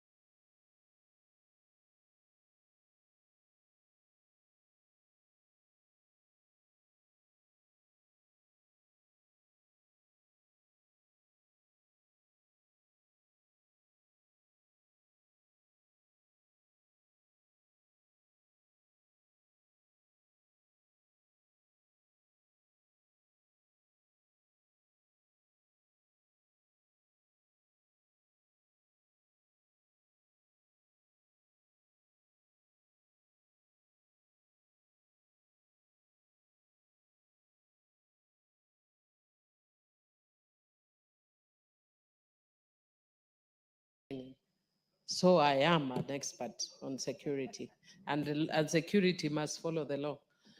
Mr. Speaker, that was not actually my point of order. I've just been listening to the responses, and I'm wondering why this matter. In a way, it's actually connected. Why this matter is before the Health Committee? Because this thing has happened in a health facility. Yeah, but that's a problem. This is a security issue. It's not about health. It's not about whether this person was being treated. Yeah, but he's not the chair of health. He's the chair of national security. Okay, thank you. I think because he was talking about the issue of health. no. If he's responding as security, that's okay. Health comes in to the extent That's okay. of That's the okay. collaboration. Yeah, collaboration. Yeah. Okay. I think we'll go to the next one. Lekuton, Honorable Lekuton. Thank you. Yes, yeah, the honorable chair for Energy. energy. Honorable Speaker, just to be on record, Honorable Speaker, is that before the Committee on Energy, we don't have any statements pending. All the statements have already been prosecuted and responded to, because earlier there was a notion that we were not responding. This actually was requested last week on Thursday, and today, Thursday, a week after, we have a response. Thank you, Honorable Speaker. Honorable Speaker, just to give, yes, from expert. Excellent. Thank Proceed. you. Yeah, it is true. We really want to appreciate the work of the Cabinet Secretary on matters to do with parliamentary statements that are requested. Honorable Speaker, Honorable Lekuton, Member of Parliament from Les Samis, had requested a statement, and the following are the submissions as requested. Question number one, a comprehensive report detailing the project implementation metric for inception, from inception, accomplishment, key milestones, and the number of turbines KenGen intends to install. Honorable Speaker, the project is located within Longolayani and North Hall wards. KenGen carried out a comprehensive technical feasibility between 2020 and 2023 through the AFD as an interested financier. The site section was guided by several critical factors, including resource availability, minimum environmental impact, proximity to existing infrastructure, and robust community engagement. Phase one of the project will consist of 45 megawatt turbines totaling to 200 megawatt and a construction of 52.5 kilometer transmission line to the substation in Sirima. Phase two will have an 800 megawatt installed capacity. Below is a breakdown of activities already undertaken. Honorable Speaker, it's quite a lengthy, and I hope Honorable Lekuton has a copy. It's a table activities already undertaken up to completion of the feasibility study that started on February 2019, where application for Marsabit County Government to develop wind power followed thereabout after almost up to now, March 2025, where we have the environmental impact assessment report that is going. And lastly, that is as of March 2025. And lastly is a free prior and information consultation and consent. That has taken since 2019 to date, and the process has been going on. Secondly, the second question, as the total acreage of land KenGen intends to use for the project, including buffer zone. Honorable Speaker, the Marsabit Wind Farm project will require approximately 49,800 hectares to accommodate the installation of wind turbine generators, supporting infrastructure and internal road networks. This includes 365 square kilometers in Longolayani ward and 56 square kilometers in North Hall ward. The designated area accounts for the necessary buffer zone and transmission relief. 3, what was the action taken by KenGen to address the concern raised during public participation as precedents to the project implementation? It is important to appreciate that KenGen has carried out extensive engagement with the community and other stakeholders. In a joint workshop held on the 21st and 22nd March 2025 in Isiolo, which included representatives from the 5 indigenous communities, Council of Elders, professionals, women, youth, and persons living with disability, it was agreed that certain issues raised will be addressed through technical studies, while other issues would be resolved during environmental and social impact assessment report that will be going. 4, a question as to assurance that the planned infrastructural developments stemming from the project, especially roads, will traverse Laisami's constituency. Honorable Speaker, the response to that is that the primary mandate of Kenya is power generation. However, the company will corroborate with the relevant government institutions to ensure that the project equipment is safely transported to the site.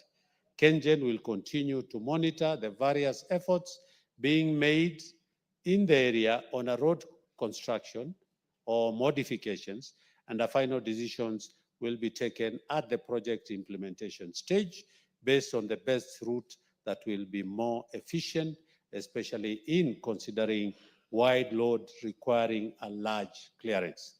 Lastly, Honorable Speaker, the funding framework for the project.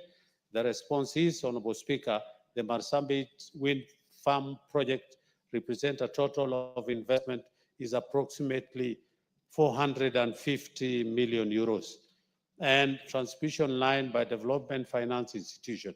At the present, KFW and AFD have been involved in the project since 2018 to 2024.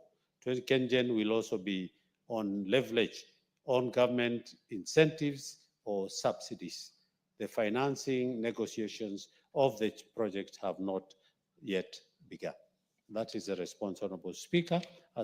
We have question number 6, modalities on how KenGen intends to implement the project prior to full acquisition of community land. And the response is that KenGen is waiting for the completion of the community land registration as other preparatory studies such as ESIA, BADS and BATS survey, and FPIC continue. Therefore, the implementation of the project will only occur after the pending issues have been addressed. That is the response, Honorable Speaker, from Honorable CS Opio Wandai. Thank you. Lekuton. Thank you, Mr. Speaker. Mr. Speaker, while I thank my colleague, Chairman for Energy, for a good answer, I feel that he's left a lot of my questions unanswered. And Mr. Speaker, allow me to go one by one on the 6 questions that he just answered. Mr. Speaker, I find it very difficult to believe that 6 years down the road of feasibility study done. Chairman, I hope you're taking note of all the questions that he intends to ask. Yes, proceed. I find it hard to believe that 6 years down the road, after feasibility study is done, and even the road survey is done, Kenya is still not sure where the road will go through, Mr. Speaker. I feel and I smell a sinister move, Mr. Speaker, on this specific question. So it's not well answered. I need more clarification, Mr. Speaker, because any society that produces energy must be rewarded. And one of those rewards is infrastructure. And no society will develop without infrastructure activities going on in the soil. Mr. Speaker, sir, secondly, in one of his statements, I asked also, where will this headquarters be located of this KenGen project? Because we know for sure that almost 90-something% of the project is in Laisami's constituency. Again, they are vague on that answer. Mr. Speaker, feasibility studies have been done for almost now 4 years. Yet, the information given to the public participants, including the local men and women who cannot read and write, including the professionals, including the, name it, anyone who lives with that area, is piecemeal. They are not given in fully answers. They are given information that they're introducing any chapter that they want, they bring it on, and the ones they don't like, they leave it out. So feasibility studies must be well documented and well presented. The fourth one, Mr. Speaker, is KenGen should conduct public participation in its entity as far as the community living there are concerned.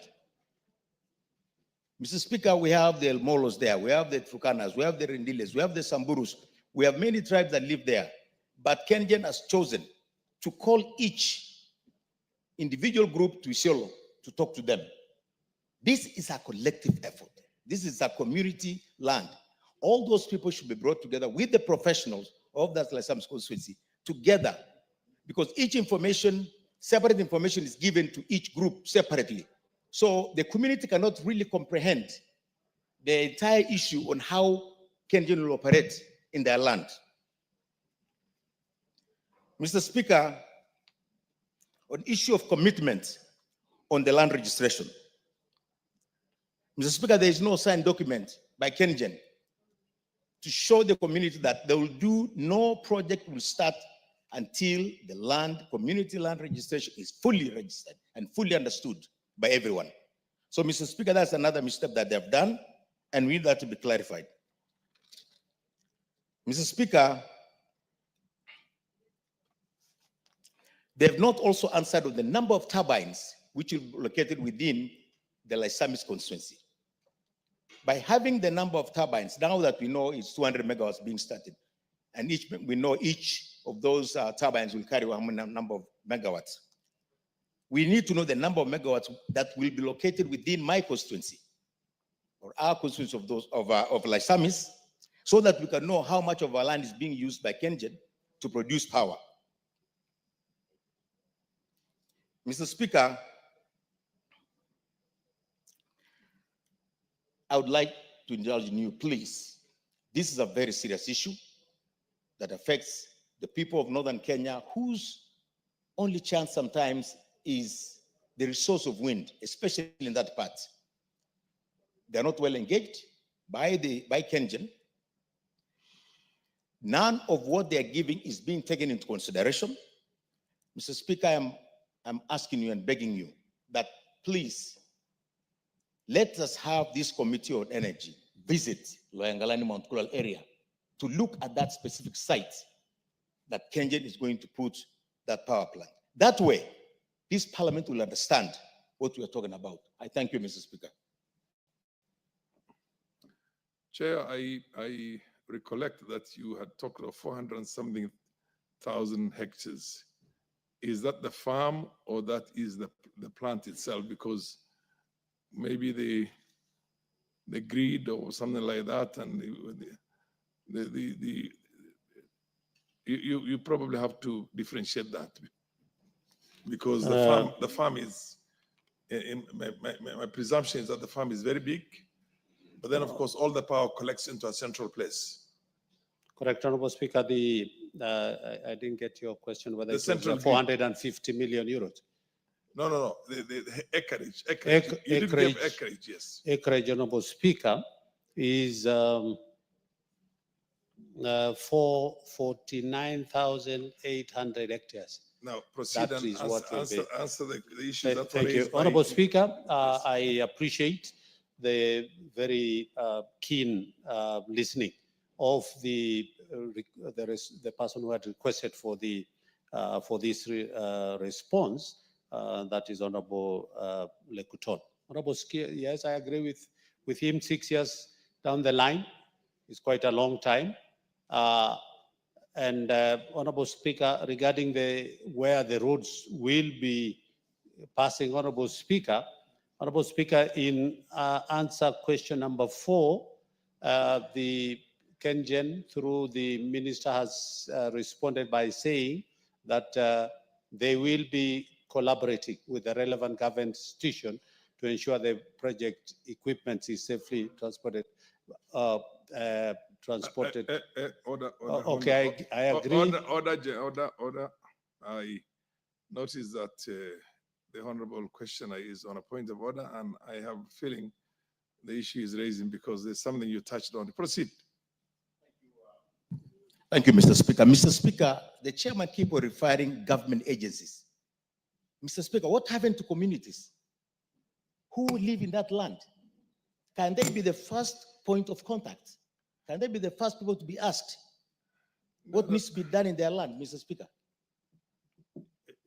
Chairman, continue, but the feeling I get is that you're saying a collective government agencies approach, but proceed. We're trying to get this as clear as possible. It's a very important issue that needs to be clarified fully. Honorable Speaker, I totally agree, and these are the issues that I'll be raising again with the ministry for clarification. Okay. But of course, as our standing Honorable Speaker, yes. I'm very limited in terms of unless I go back and be able to. But I totally agree with all the issues, the 6 issues which have been raised by Honorable Ekuton as to the location of the headquarters. It is not mentioned, and that as to full disclosure of public participation. I totally agree. They gave names of council of elders, some people that they met, but again, Ekuton is talking about the Turkanas and the other communities that are living there who are not mentioned, and they were never involved in the public participation. In terms of the land registration, Honorable Speaker, on that, and the answer to question number 6 is that they are saying Kengen is waiting for the completion of the community land registration. So that has not been done. Once it is done, that will be And who's brought. supposed to do that? Pardon? Who's supposed to do that? It is Kengen. It is Kengen. Yes. Kengen is waiting for something that has to be done by Kengen. Kengen is waiting for the completion of the land because it's a process. It is not the ministry. Under the Kengen ministry. is waiting for the completion of the land registration by Kengen. Not by Kengen. By who? By, I think, the Ministry of Lands and the people and the county government of Marsabit, I think. I want to believe that that is the process. But again, I will be checking this. I will be taking all this. Honorable Raso, who also comes from the same region, is on a point of order. Let's hear you, Honorable Raso. Thank you very much, Honorable Speaker. Honorable Speaker, listening to the chairman, with benefit, giving him the benefit of doubt, I think these answers are coming from the ministry. There's the famous Lake Turkana wind power that generates 360 kilowatts. Megawatts to the national grid. You know, the reason why the communities went to court is exactly on what Kengen is doing. Because there was total denial of participation of the community. And yet they had used almost land, almost 150,000 acres. Even in this particular one, the Honorable Joseph Ekuton sitting here, he has never been involved in this. And he's a member of parliament. He represents those people. If the member himself is not involved, who are these others who are being consulted, being contacted by Kengen? So for that reason, I think the honorable colleague is right. Let them go back. Let them sit with the member. Let them sit with leadership of Marsabit, because eventually this is a natural resource. Although it will benefit the immediate host community, it will benefit the larger community of Marsabit. Thank you, Honorable Speaker. Chairman, the chair clearly takes note of the limitations that you are placed in. Unfortunately, our current constitution and chairs now doing the work that used to be done in the previous constitution by ministers who are in the executive. basically we're both in the executive as well as legislature. It puts you into a conveyor belt, basically being just a conveyor belt. But I think if we can get more what do you call answers sought by the members, then you could take down all those questions or other more questions raised by the members, and then we decide on another date, because clearly it doesn't seem to be up to the expectations and the standard of answers that this House is prepared for, in my opinion. Yes, Vanessa. Yes, Bissau, the Honorable Bissau. Honorable Speaker, thank you very much for giving me this opportunity. I think the issue is across board. And when I look at the answers that are always given from the energy side, it's like quick fixes. You'll ask yourself a question like, we are blessed with half of the year with the sun, if not more. Why don't we think outside the box and ensure that we also utilize these natural resources and go solar? Secondly, we know power purchase agreement, PPAs. There's been a complete blockade on PPAs. If we sort of liberalize the market and allow more players with better technology in this republic, we'll have more suppliers competing with the existing ones and ensuring that we're also getting the power supply at lower rates. So what I expect also from the Energy Committee and the ministry is to think outside the box, be ahead of, let's appreciate the natural resources we have. And two, in support with Honorable Ekuton Marsabit, this is the host community. The host community must be part and parcel of originating the supply chain by involving the local leaders in the whole process. And that is how even the multinationals have succeeded, or they've failed. And their failure or success starts with respecting the host community. So in a nutshell, Chair Energy, let's think outside the box. Let's ensure that we have value for money, but at the same time also take advantage of the natural resources. We have sun. Let's get solar, more and more solar. We've got the sea. Let's get more and more wind and open up the market for more players. Thank you, Mr. Speaker.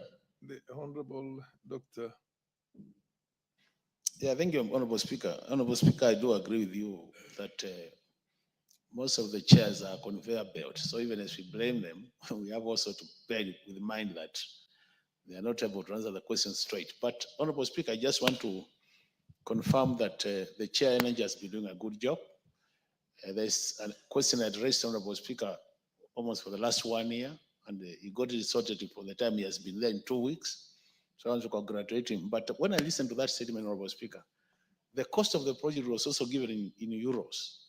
And you know we are addressing Kenyans. I think even tell the PS, even they talk about euros, it's good to have in brackets how much it is in Kenya shillings, because Kenyans can relate with the Kenya shillings, not euros. That will help us. That probably is because of the fact that our exchange rates keep on. Yeah, but I'm sure somebody can always keep on changing vis-a-vis the so-called. Honorable Speaker can always indicate somewhere is that this date of exchange rate of this particular, because Kenyans can, when you say 450 million euros, even those who are in this house, now if I ask you a quick question, Honorable Speaker, how much it is, you still start doing calculations.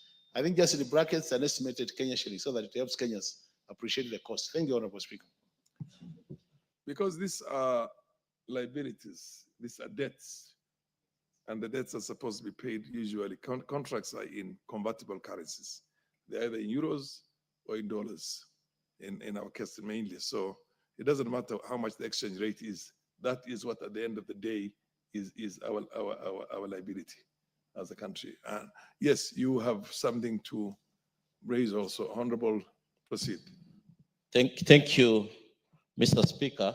I also want to support Honorable Lekuton because I believe that when such mega projects are brought up in a particular area, the members of parliament or the leaders of that area and the community at large should be involved so that they can also bring their views on the issues pertaining their community.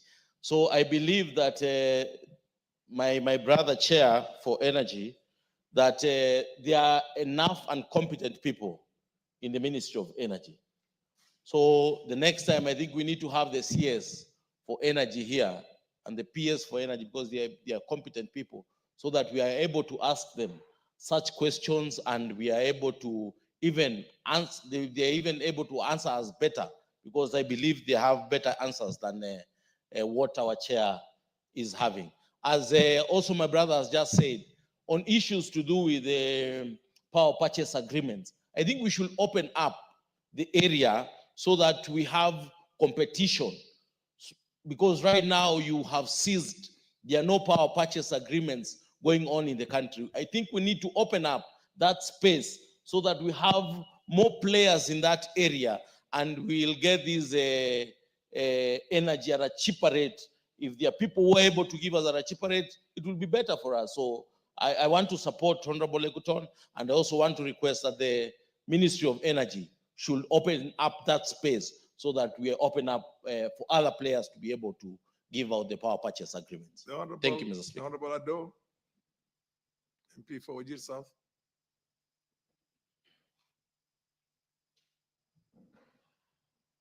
Yeah, just move to the next one. On your right hand side. Thank you very much, Honorable Speaker. Honorable Speaker, public participation. Honorable Lekuton, give an opportunity to the chair to hear what the MPs are raising, the concerns, so that he can take them down. Proceed. Honorable Speaker, thank you so much. Public participation to government decision-making is very vital in any democracy, and Kenya is not an exception. And we have to be very wary of projects like this one being carried out in the name of energy and the provision of services to the people, because I remember very well in the late 80s, in 1988, there was a company called Kenya Oil Service that ended up in northeastern Kenya, and particularly Garissa and Wajir in that region, and also in Marsabit.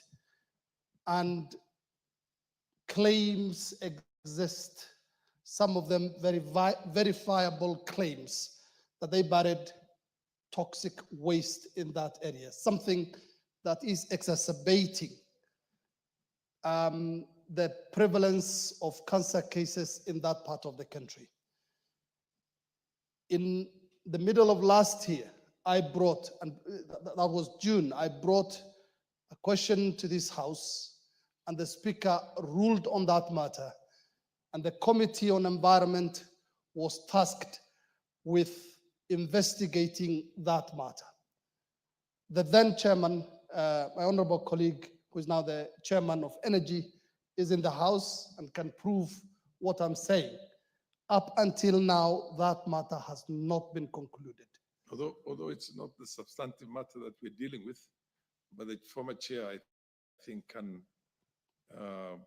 because of the collective responsibility of all the chairs and the majority and the leadership of the House itself, maybe you could raise up that with the person who has taken over from you to be able to bring that at an appropriate moment, because you were there initially.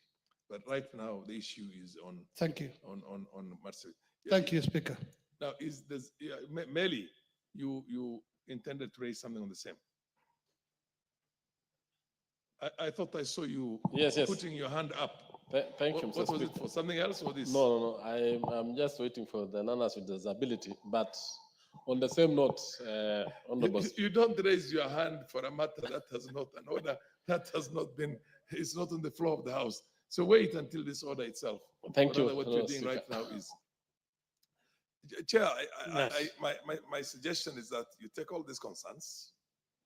Indeed, there's a wisdom why we have a community land, which is anchored in our constitution to protect that community. What the questioner is saying is that the community has got the requisite expertise to negotiate on these things. So sit down, because when you want to do a project, the first thing you do is you negotiate with the land. I mean, what that project is going to be located. You don't say much later when you're already into the process itself that we're in the process of waiting for that kind of an agreement, or rather the registration of the piece of land itself. Because the community land, I'm sure there's a way you can deal with the community for the community, which is the lawful and rightful owners, to then allow this project to take place in their own birthright in terms of their own assets. And then, of course, you proceed on from there. So my suggestion is that, I don't know if the questioner agrees with, you go back, we'll give you ample time. I don't know how many weeks you need to be able to ask all these pertinent questions so that you don't get ambushed again with questions that you are not that well prepared. So is there anything else that you want to raise, Lekutonas? Because you have 6 questions here.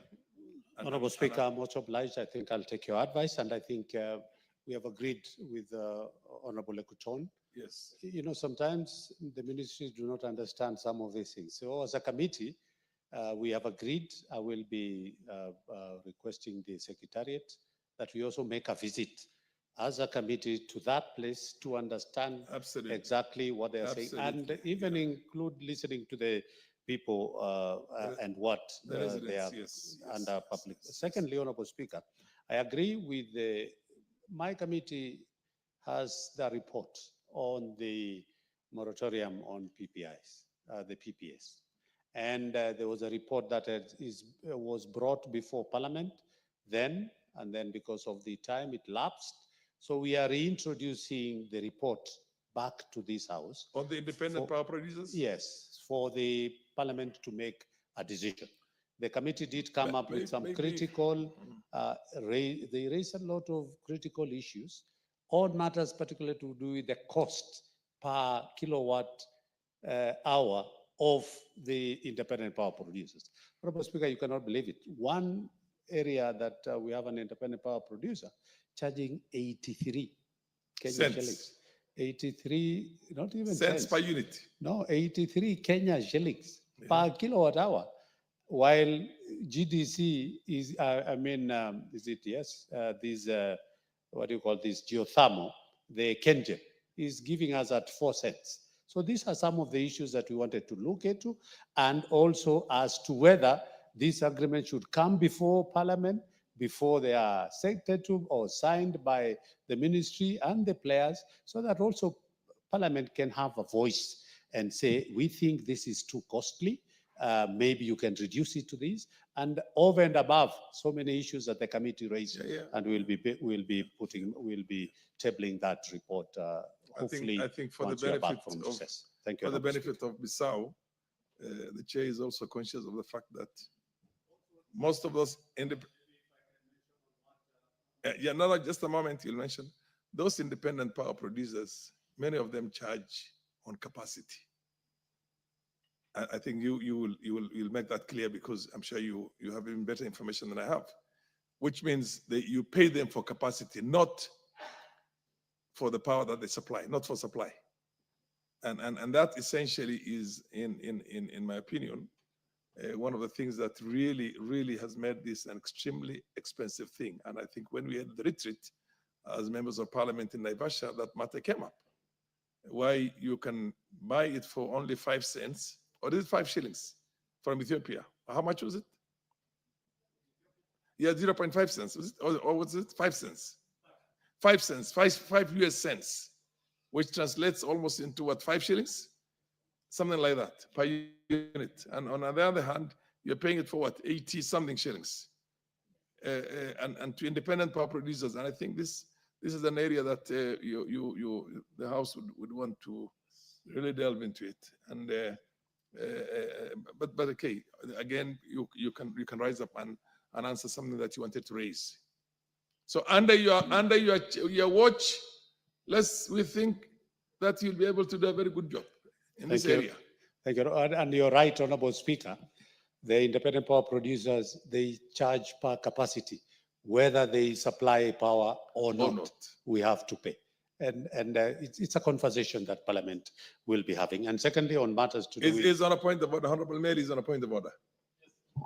I think, Honorable Speaker, you've really raised a very pertinent issue. There is what we call deemed power, deemed produced power.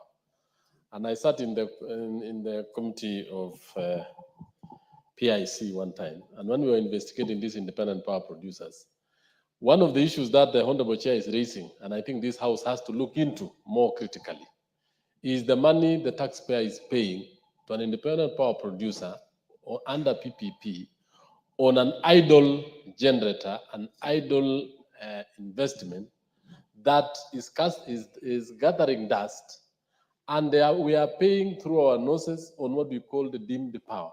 And I saw this under the Lake Turkana. We saw this under the idle geothermal power stations, which goes all the way to raise power bills in our homes, in our industries, and in our sectors. And therefore, making the cost of living and even the cost of producing goods very expensive and making Kenya very uncompetitive in this particular region as an investment destination. I think the Chair Energy has a lot to do, Honorable Speaker, so that if we really need to grow this economy, we start with energy, which is almost a basic need, and we must make sure that we make it affordable and accessible to all homes. I really want to support that particular discussion. You have to understand, Chair, there's something called lifting the veil in law. Lifting the veil. I said way back when we were in Naivasha that you cannot locate camels that are stolen by the owner. These contracts were lopsided because very powerful people in the system had an interest. Very powerful interest. So unless you go back, lift the veil and go to the bottom of the road, then Kenyans will always get a road deal. Sorry, proceed. It's not traditional for the chair to mention some of these things, but you know, Chair is also a member of parliament for a constituency. Proceed. Thank you, Honorable Chair. I think you have a lot of information on these IPPs, and it goes without saying that I don't want to repeat. At one time, Honorable Speaker, we paid 10 billion just because somebody has finished his power station and you have not completed the transmission line. And we have to pay that, the deemed power that we are calling. And it's, but anyway, it's a conversation that. Secondly, on matters of what Honorable Makalimuli had indicated on matters to do with, and I agree with you, why we use euros or dollars. We have an issue for anybody wanting to source funding externally. You tell them of Kenya shillings, they will never listen to you. But I agree with Makalimuli. It is good to indicate as we talk about the 450 million euros, then we are at least for purposes of conversion. We put that in, and I think it's a good thing for us to do. Thank you, Honorable Speaker. So I will. How long do you need? How long do you need to come up with a very comprehensive answer? And that I want to presume that will be after you have already had a session with the members of parliament from the affected areas and the ministry people and yes, all the stakeholders, all the ones who are. Honorable Speaker, I'll be requesting because we are going on a long recess after next week, and that is for purposes of budget making process. I will be asking my brother is that if getting the timetable on when the committees are supposed to do their budget, and then we could be able to handle that in the recess, hopefully, if we'll be. So we're assuming that when we come back from the recess, you would already have an answer for this house. We'll have, exactly. Fair enough, Honorable Lekutoni, you're happy with that? Yes, Mr. Speaker, I'm. Okay, it's so directed. Thank you. Directed by the chair. Next order. Order number 17, motion, consideration of the prevention of terrorism, implementation of the United Nations Security Council resolutions on suppression of terrorism, regulations 2024.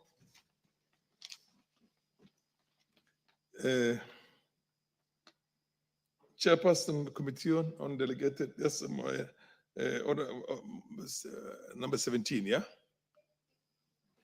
Yes, the Honorable Deputy Minority Leader. Yeah, thank you, Honorable Speaker. I'm the one moving this motion. I beg to move that this House announce in entirety the prevention of terrorism, implementation of the United Nations Security Council resolutions on suppression of terrorism, regulations of 2024, legal notice number 187 of 2024. For failure to comply with the Constitution, the Statutory Instruments Act. Order, Honorable and Deputy Minority Leader. The tradition is that, first of all, you read the motion verbatim.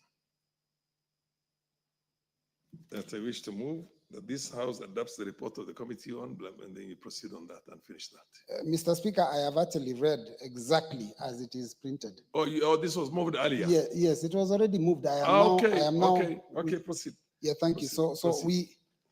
I beg that this House announce in entirety that motion for failure to comply with the Constitution, the Statutory Instruments Act, Cap 2A, the Interpretation and General Provisions Act, Cap 2, and the Prevention of Terrorism Act, Cap 59B. Honorable Speaker, legal notice number 187 of 2024 was published in the Kenya Gazette on 20th November 2024 and laid on the table of the House on 16th January 16th January 2025. Order. I did seek clarification from the clerks at the table, and I'm told this is supposed to be moved now. It has never been moved before. And the tradition of moving, you want to move it now, you move it by doing exactly what I told you. That, Mr. Speaker, I beg to move that this House adopts the report of the Committee on Mr. Speaker, I wish you could go back to the record. I have read, Honorable Speaker, I beg to move that this House announce. That's exactly not announce. No, you don't have it right. Adopts. Or the adopts. report. Oh, sorry. You're talking about a piece of legislation without even mentioning. That is missing completely from this report. You better so, Honorable Speaker, I beg to move that this House agrees with adopts. Order. Adopts. Order. Do you have the order paper? Give him the order paper so that he can read this, verbatim. Please go to order number 17. You are a senior Honorable member Speaker, I beg to move that this House adopts the report of the Committee on Delegated Legislation on its consideration of the prevention of terrorism, implementation of the United Nations Security Council resolutions on the suppression of terrorism regulations 2024, laid on the table of the House on Thursday, 17th April 2025, and pursuant to the provisions of Section 18 of the Statutory Instruments Act, Cap 2A, announce in entirety the prevention of terrorism, implementation of United Nations Security Council resolutions on the suppression of terrorism, regulations published as legal notice number 187 of 2024. Fair enough. Mr. Speaker, yes. Proceed now. I beg to move that this House announce in entirety the prevention of terrorism, implementation of the United Nations Security Council resolutions on suppression of terrorism regulations 2024, legal notice number 187 of 2024, for failure to comply with the Constitution, the Statutory Instruments Act, Cap 2A, the Interpretation and General Provisions Act, Cap 2, and the Prevention of Terrorism Act, Cap 59. Honorable Speaker, legal notice number 187 of 2024 was published in the Kenya Gazette on 20th November 2024 and laid on the table of this House on the 16th January 2025. It was made pursuant to Section 50 of the Prevention of Terrorism Act 2012, Cap 59B. This therefore qualifies it as a statutory instrument within the meaning of Section 2A of the Statutory Instruments Act. The Committee on Delegated Legislation considered this statutory instrument in accordance with the Constitution, the Statutory Instruments Act, Cap 2B, and the Prevention of Terrorism Act, Cap 59, and the Interpretation and General Provisions Act, Cap 2. The committee further held a consultative meeting with the Ministry of Interior and National Administration on 17th April 2025, as required under Section 16 of the Statutory Instruments Act, before arriving at its recommendation. Honorable Speaker, the objective of the regulation is to give effect to various obligations imposed by the United Nations Security Council resolutions on targeted financial sanctions in respect of terrorism financing and proliferation financing. This was necessitated by Kenya's current status under enhanced monitoring by the Financial Action Task Force, FATF, and the Eastern and Southern Africa Anti-Money Laundering Group, that is ESAAMLG, commonly referred to as the FATF Grey List. Honorable Speaker, while the Committee on Delegated Legislation appreciates the urgency and international obligations underlying the making of the regulation, our scrutiny revealed the following legal and procedural deficiencies. A, the legal notice was published on 20th November 2024, but was forwarded to the clerk of the National Assembly on 6th December 2024, which is outside the 7-day statutory timeline provided under Section 11(1) of the Statutory Instruments Act. Mr. Speaker, also the regulation imposes penalties that exceed those that are permitted under Section 24(5) of the Statutory Instruments Act, which caps all fines at a maximum of 1 million shillings and imprisonment at 6 months, unless expressly provided for in the parent act. For instance, Regulation 33 of the Prevention of Terrorism Implementation of the United Nations Security Council Regulations on Suppression of Terrorism, Regulations 2024, Legal Notice number 187 of 2024, proposes a fine of up to 3 million shillings or imprisonment for a term not exceeding 7 years, without cross-referencing this with Section 30 of the Prevention of Terrorism Act. Mr. Speaker, again, there are several provisions, including Regulation 16(2)(d), Regulation 22(1), and 37 of the Prevention of Terrorism Implementation of the United Nations Security Council Resolutions on Suppression of Terrorism, Regulations 2024, Legal Notice number 187 of 2024. They delegate substantial legislative authority to non-legislative actors, contrary to Section 13M of the Statutory Instruments Act, which clearly states that any regulatory making authority cannot inappropriately delegate legislative powers. Mr. Speaker, Regulation 17(1) of these regulations is defective in its drafting, as it does not clearly articulate the kind of freezing mechanism that are to be adopted. This contravenes again Section 13H of the Statutory Instruments Act, which prohibits vague and ambiguous drafting.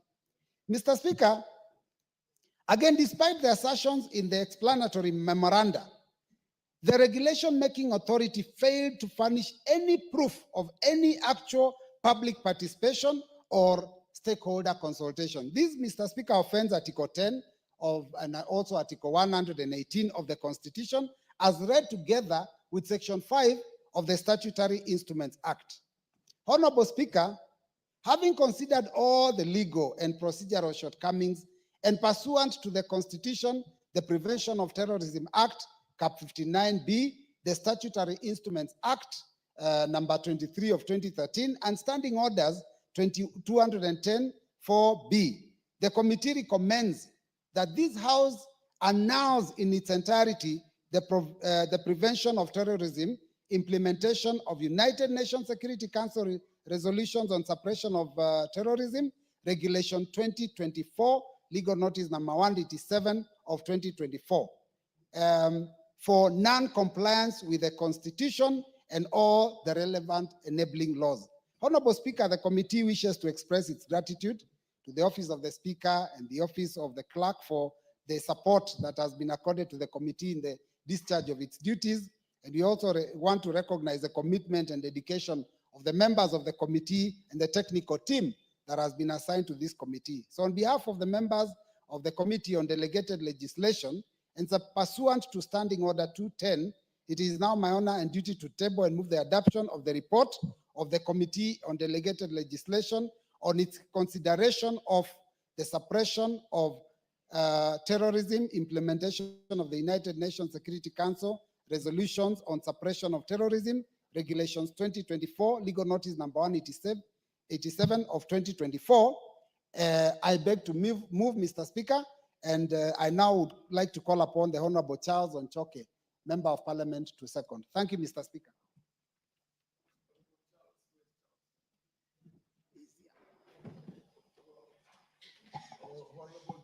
Otoke, yeah, right next to you. Thank you, Honorable Speaker, and I rise to second the motion for the adoption of the report of the Committee on Delegated Legislation on the consideration of the prevention of terrorism, implementation of the United Nations Security Council resolutions and suppression of terrorism regulations 2024, legal notice number 187 of 2024. Honorable Speaker, the regulations that were considered by the Committee of Delegated Legislation are fatally defective in law, in substance, and in procedure. They offend the Constitution in a very material manner. Any laws that are unconstitutional, Mr. Speaker, should not pass, only regulations. Mr. Speaker, the committee, in arriving at this decision, considered the relevant laws and the Constitution. But in addition to that, it was guided by the established traditions and customs of processing statutory instruments. And indeed, the committee did invite the relevant committee, the relevant ministry for a discussion and walking them through all these defects that were noted in these regulations. Honorable Speaker, it's noted that the regulation was brought to the National Assembly 9 days outside the timeline that is stipulated in the Statutory Instruments Act.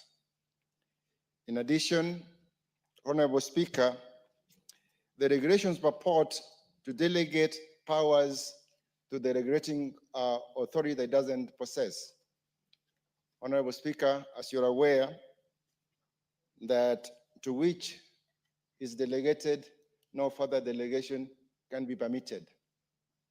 Honorable Speaker, with those few remarks, thank you, and I second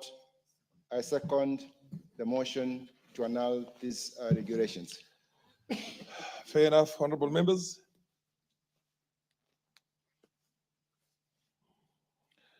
I now propose a question that this House adopts the report of the Committee on Delegated Legislation on its consideration of the prevention of terrorism, implementation of the United Nations Security Council resolutions on the suppression of terrorism, regulations 2024, laid on the table of the House on Thursday, the 17th April, the year 2025, and pursuant to the provisions of Section 18 of the Statutory Instruments Act, Cap 2A, annuls in entirety the prevention of terrorism, implementation of United Nations Security Council resolutions on suppression of terrorism, regulations published as legal notice number 187 of the year 2024.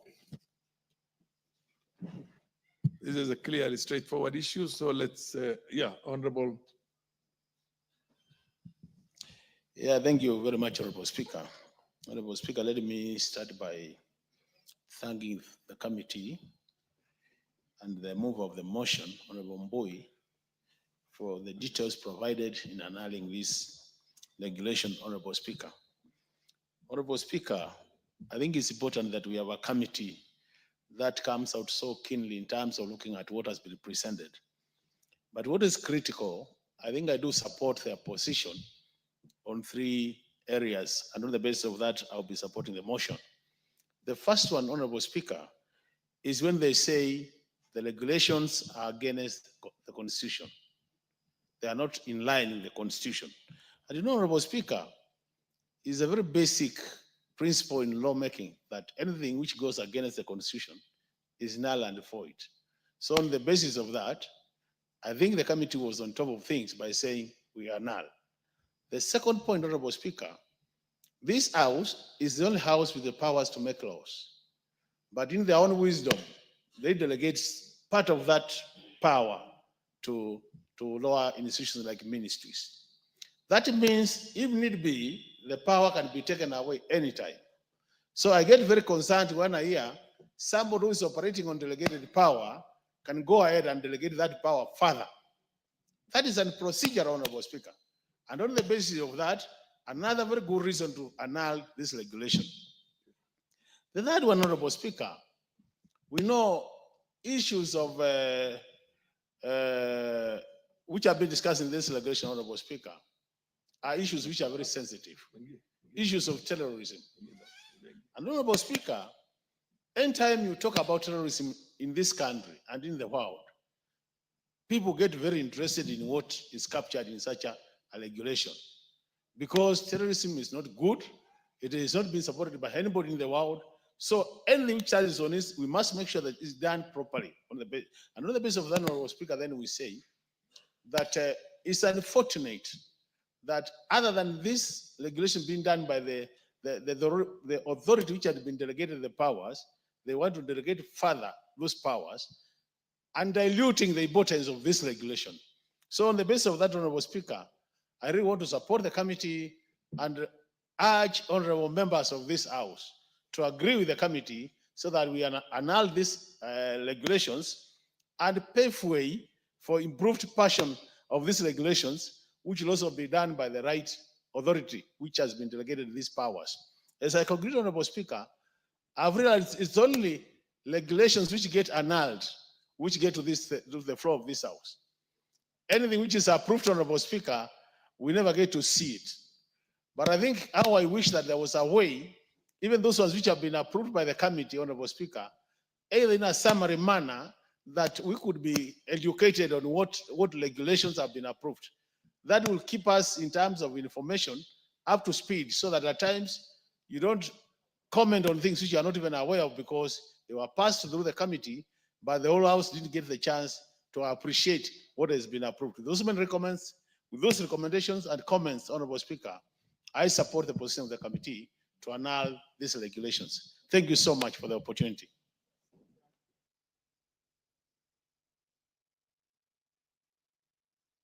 Honorable Mushira. Thank you, Mr. Speaker. I also rise to support the report on the delegated committee on delegated legislation. And Mr. Speaker, the mover of the motion has made the case of the committee. And Mr. Speaker, this parliament, the Constitution of Kenya vets the legislative authority to this parliament, and therefore this parliament is the sole body which is composed of a representative of the people. But the law provides that parliament may delegate this responsibility to various agencies and bodies. But the law also provides that these bodies and agencies can only make regulations under the supervision of the parliament. And therefore, it is within the powers of this House to nullify regulations that are made by agencies if this House finds that the agency did not follow the relevant procedures. And I listened carefully to the mover of this motion, and I picked two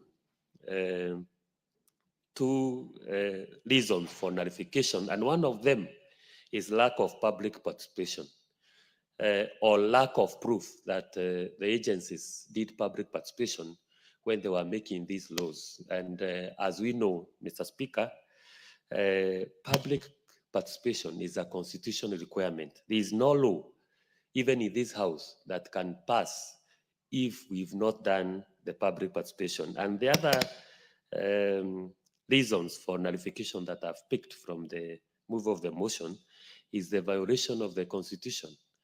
Mr. Speaker, I support. Thank you. I see Honorable Wundo, you want to speak to this? Honorable Speaker, let me also join the committee in adopting the report of the committee in and to annul these specific regulations. Honorable Speaker, I sat in the committee, same committee in the last term, and if there was any aspect of the lawmaking process that is shamelessly, routinely, and brazenly abused by the executive, is a subsidiary legislation. Honorable Speaker, and that's where the most punitive provisions are contained. That's where the most punitive penalties are hidden, and that's where the excesses of the executive can be found. And again, Honorable Speaker, the way the Statutory Instrument Act is designed, it's such a way that you either have to accept the regulation in entirety or annul in entirety.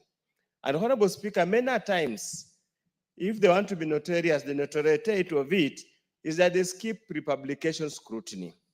They bring to you when it's already complete, or at times, Honorable Speaker, you actually engage in publication scrutiny, and then they totally disregard the views of the committee members or the committee and proceed to publish the report, the regulations the way they are. At one time, Honorable Speaker, we were so furious, we sat with some regulations under AFA. We said they were bad regulations because they were actually the sugar regulations. They were hurting the farmers so badly. I can surprise you, they proceeded under the the Cabinet Secretary, Honorable Munya, proceeded to publish the regulations. So when they came, we were told this from State House. We said, it's okay, let State House pass the regulations and implement them, but we'll annul them. And we did annul them. So, Honorable Speaker, I feel good that the committee still has the spine and the temerity to stand up on the executive and annul unconstitutional provisions, statutory instruments. Honorable Speaker, there is a growing trend that we must stem in the bud early enough. Many of these things that are being pushed through our throat, down our throat, are from foreign institutions, are from foreign bodies. They're not homegrown. The definition of terrorism in this country is not domesticated. It's actually plucked from somewhere and brought to us here. So some of the issues that purport to include in these regulations, or some of the laws, Honorable Speaker, they are outrightly unconstitutional and violate the gains of the Constitution, the Bills of Rights. So, Honorable Speaker, I want to urge the committee and those who are behest on pushing executive agenda, please be careful and ensure you do not do it to please the external bodies and end up hurting our people. Honorable Speaker, there are some activities that we can undertake in this country. It's not terrorism. When a Maasai moves around with this rungu, a group to celebrate a certain ritual, that's not terrorism. But to a white man, when he sees such a huge group of people moving together, he imagines they are going to commit a terrorism act. When you find the Bukusus, when they are escorting their boys after circumcision, singing very tough songs, any person who could understand would be scared and jumping up and down agile, then they would think something is wrong. We must stand up to our value. We must domesticate and solve our problems domestically. Some of the terrorism acts that have happened here, obviously has been negligence on the security sector, and obviously has been pure criminal. We should not adopt foreign ideas to punish or kill our common activity. Honorable Speaker, an Iran is not a criminal. Why would you consider him a terrorist? He's not a criminal. It's a sport. Thank you, Honorable Speaker. Honorable Omanyo, you want to speak to this? Thank you, Mr. Speaker. I support because some of these rules discriminate a lot. Some tribes, some clans, some specific people. Let me be open enough and say, if I had a hijab and I wanted to travel abroad, some countries really scrutinize. They look at the names, they look at the country that particular person is coming from, they conclude things that are not there, to the level that some of our people even joke. If a Muslim is alighting a bus or a matatu, you hear a tout saying, angusha simamisha na bomu moja inashuka. So you are like, what exactly are they meaning? They mean a sister, a Muslim, is alighting, which is not good. So some of those rules that we are talking about make people start stereotyping some people, which is not good. I can choose to dress the way I want, and I can choose to travel where I want. If the whole world says it's a global village, let us treat each other okay, and also appreciate or respect other people's culture, and do something or punish people who might be either with a religion or no religion, cult or no cult, Christians or Muslims. If they do anything wrong, then they can be punished, but not stereotyping a particular religion to be the ones who are terrorists. Thank you, Mr. Speaker. All members, there being no further interest on this matter, the motion is cleared as spent. Next order. The decision on this motion will be made the next time it's in the order paper. Order number 18, motion. Consideration of the prevention of terrorism, implementation of the United Nations Security Council resolutions on prevention, suppression, and disruption of proliferation financing amendment regulations 2024. Honorable Mboy, you're dealing with this? Yeah, thank you, Mr. Speaker. Mr. Speaker, I rise to move that this House adopts the report of the Committee on Delegated Legislation on its consideration of the prevention of terrorism, implementation of United Nations Security Council resolutions on prevention, suppression, and disruption of proliferation financing amendment regulations 2024, laid on the table of the House on Thursday, 17th April 2025, and pursuant to the provisions of Section 18 of the Statutory Instruments Act, Cap 2A, announce in entirety the prevention of terrorism, implementation of the United Nations Security Council resolutions on the prevention, suppression, and disruption of proliferation financing amendment regulations, published as legal notice number 188 of 2024. Mr. Speaker, these regulations are very similar to the ones that we have just addressed in the previous motion. And ideally, the problems that we face with the two regulations are very similar. Because, Mr. Speaker, what happens is that every law, almost every law that is passed on the floor of the House, Mr. Speaker, allows the implementer of the law, in which case most times it is government departments, government ministries, some authority to also make regulations, guidelines, so that they can be able to fully implement the law, because the law cannot be 100% detailed. Now, unfortunately, in the process of making these regulations, the regulatory making authorities many times overpass the mandate or go beyond the mandate that is allowed to them. Mr. Speaker, the Committee of Delegated Legislation is guided by the contents of the Statutory Instruments Act. And whenever any regulation is presented to the committee, then we must check with the Constitution, the Statutory Instrument Act, the parent act upon which the regulations are made, so that we look and see whether there is conformity. So, Mr. Speaker, on these regulations, the problems that we faced with the previous ones were also very evident. First and foremost, Mr. Speaker, was the issue of time. Now, the Statutory Instruments Act indicates under Section 11, Section 11(1), that laying of statutory instruments before Parliament. It states that every cabinet secretary responsible for regulatory making authority shall, within 7 sitting days after the publication of the statutory instrument, ensure that a copy of the statutory instrument is transmitted to the responsible clerk for tabling before the relevant House of Parliament.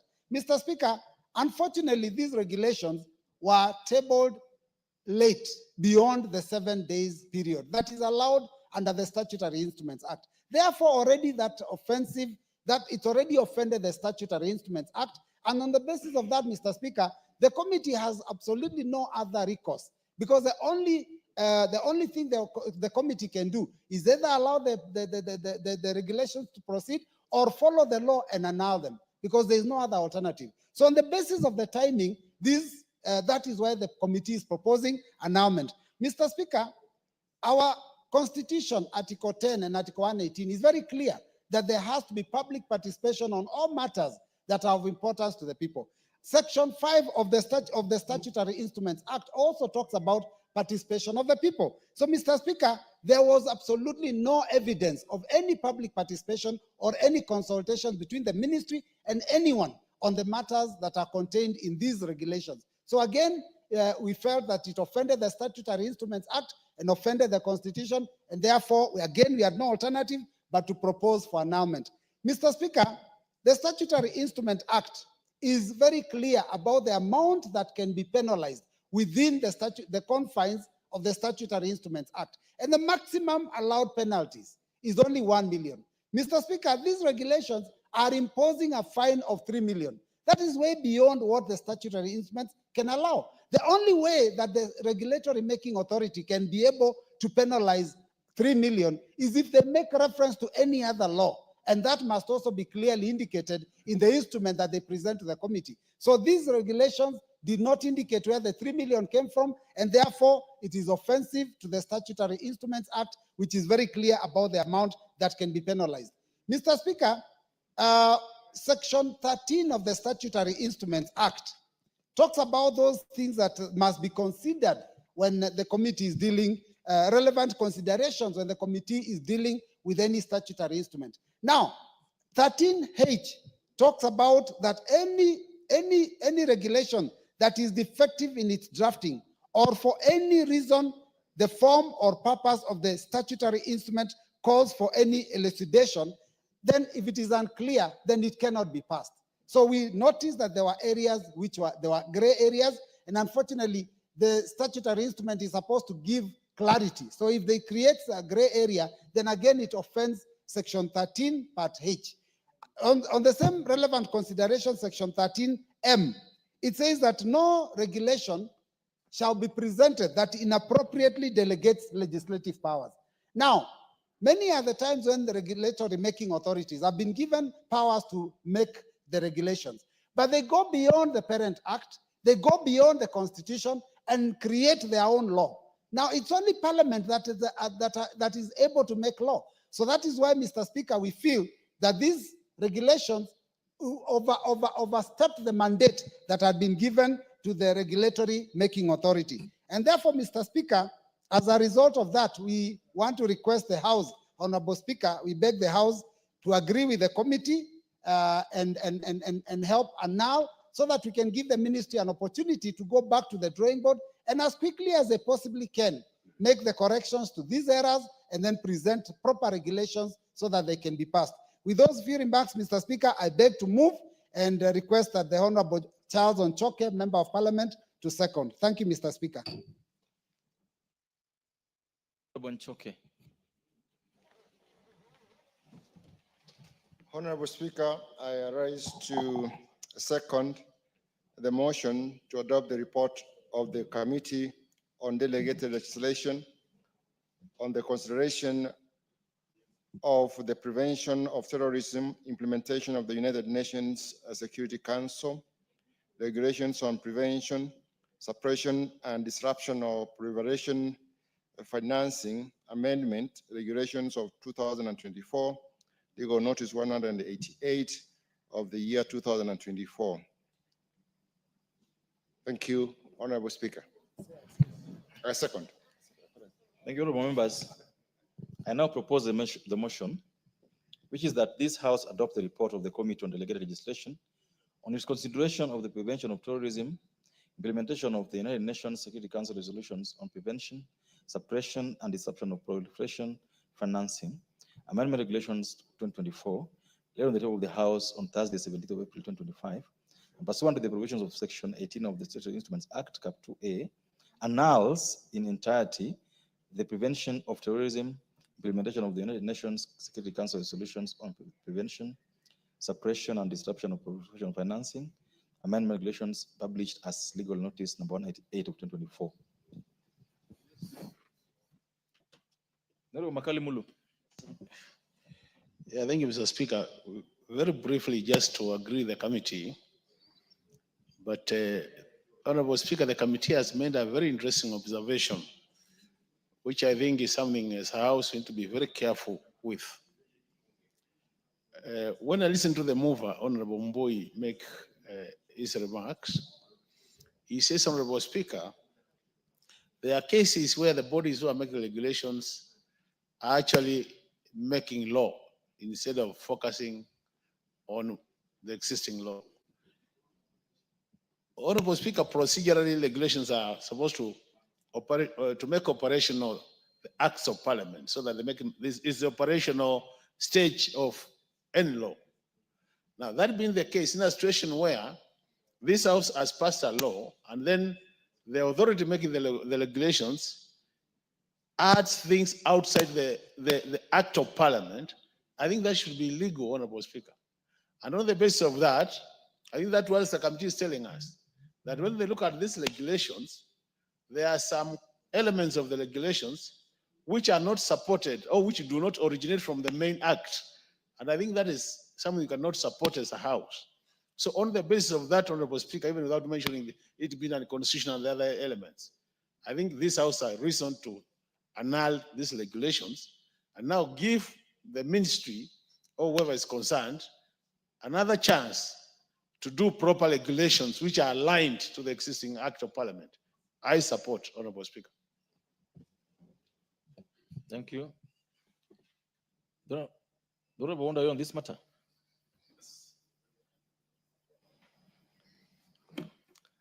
Honorable Speaker, just before we go, not really on this matter. Then let's have Honorable Meli. Okay. Wants to contribute on this matter. Honorable Speaker, I rise to support this, the annulment of these regulations. And I want to agree with the mover, Honorable Mbui, that the state has to ensure that we follow the Constitution. That that these regulations actually flouted the laws of the land. They also flouted the Statutory Instruments Act, and a lot that we need to adhere to as a House.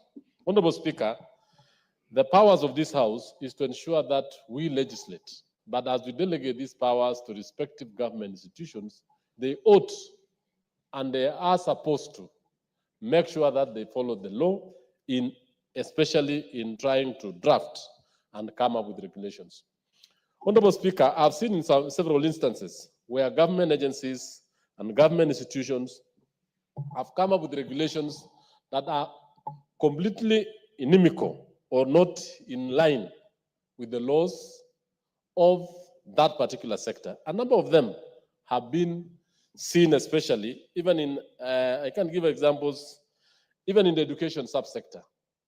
Honorable Speaker, when you look at this terrorism bill, the rights and the privileges of the citizens are actually trammed up. And in some instances, where the country now takes up foreign laws, foreign rules and regulations, which in effect cannot be implemented in this country. So, Honorable Speaker, what the delegate legislation has done is quite commendable, and I support the annulment in entirety.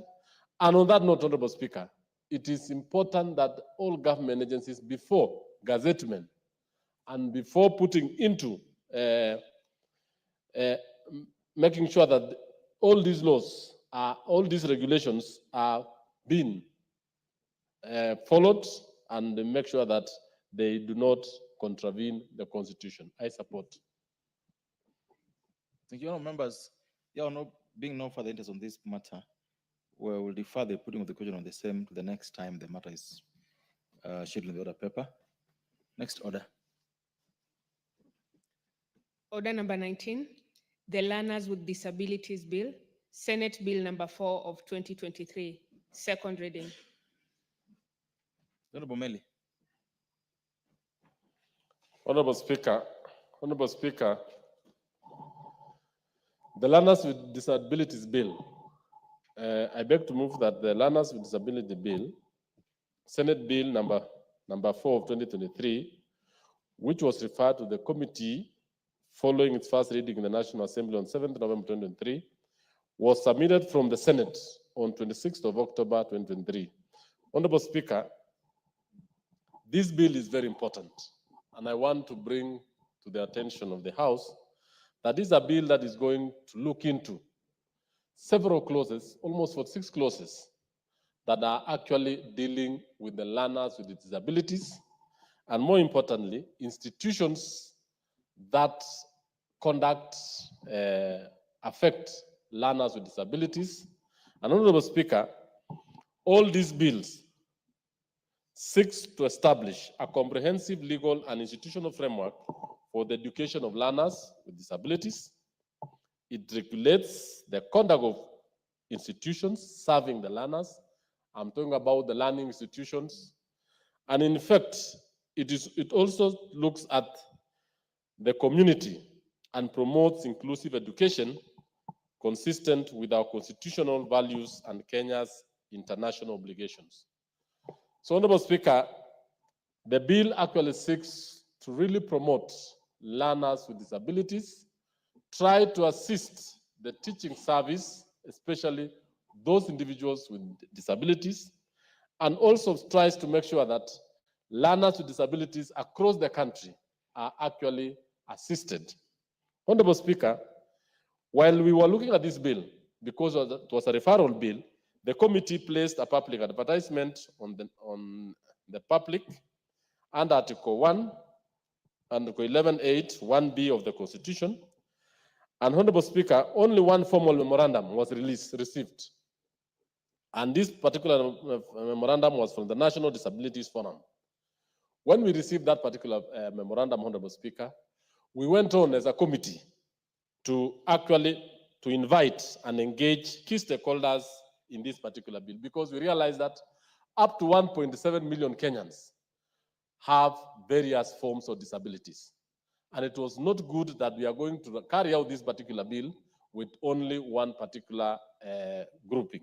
So we did invite the following stakeholders: United Disabled Persons of Kenya, the Side Relief, the Kiambu Disability Network, the Kenya National Deaf Association, the Women Challenge to Challenge, Student with Special Needs Association, among others.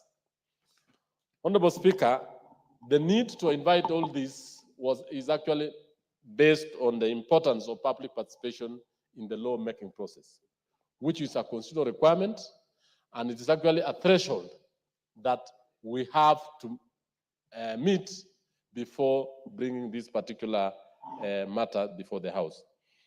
So the committee held several meetings, and therefore it was, we went through the bill clause by clause as required. Honorable Speaker, just to give a background information that in this country, over 1.7 million Kenyans live with disabilities. And I'm talking of disabilities of various kinds: hearing impairment, mental impairment, and all those other disabilities. And in this particular case, we are normally saying these are individuals who are differently endowed. Honorable Speaker, of this, 39% access primary school education. And it is important, Honorable Speaker, that it would be very good that when we are moving this bill, members be appraised that all these cuts across the Republic, in all sectors, in many families, in many communities, in many institutions, we have people living with disabilities. 39% access primary education, and just 9% attend secondary school, despite the progressive initiatives like free primary education in 2003. Over 1 million children many with disabilities remain out of school. This is something that we need to know as a house. That as much as we speak now, about 10 million people are in formal education. Of these, very few are actually in primary education, about 39% of the 1.7 million. About 9% attend secondary school. And this particular bill is supposed to promote learners with disabilities so that homes, individuals who have these children, and institutions who have these children are able to bring them to school, access education, either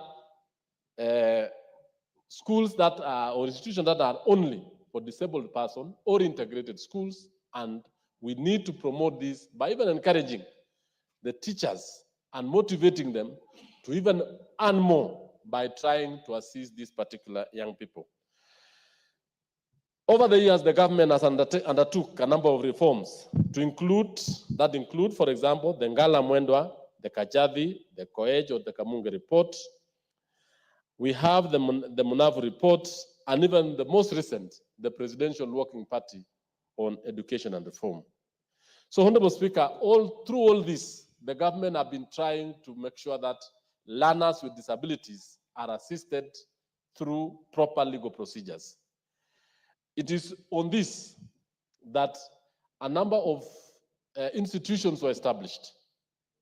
The Kenya Sign Language, the Kenya Institute of Special Education, and a lot, for example, the Kenya Institute of the Blind. All these were established to actually assist learners with disabilities, assist individuals who are differently endowed in terms of sight, in terms of hearing impairment, in terms of mental, and even come up now with institutions such as the Thika School of the Deaf, and all other special institutions across this country. Honorable Speaker, to just run through the bill, I just want to say that the bill gives in clauses 1 to 4, gives the objects, the definition, and the guiding principles. And in that particular aspect, Mr. Speaker, it goes on to define the various aspects of disabilities.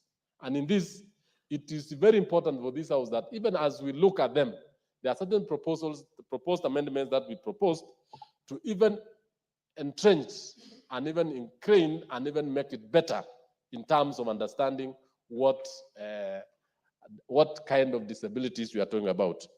In clauses 5 to 8, it gives the rights and responsibilities for learners, parents, and governments. In several instances, many parents, many government institutions have at one time, just because of the kind of language, the kind of wording they use, at times goes to an extent of discouraging learners with disabilities. This is something that no parent, and I want to make it very clear, Honorable Speaker, make the choice of their children.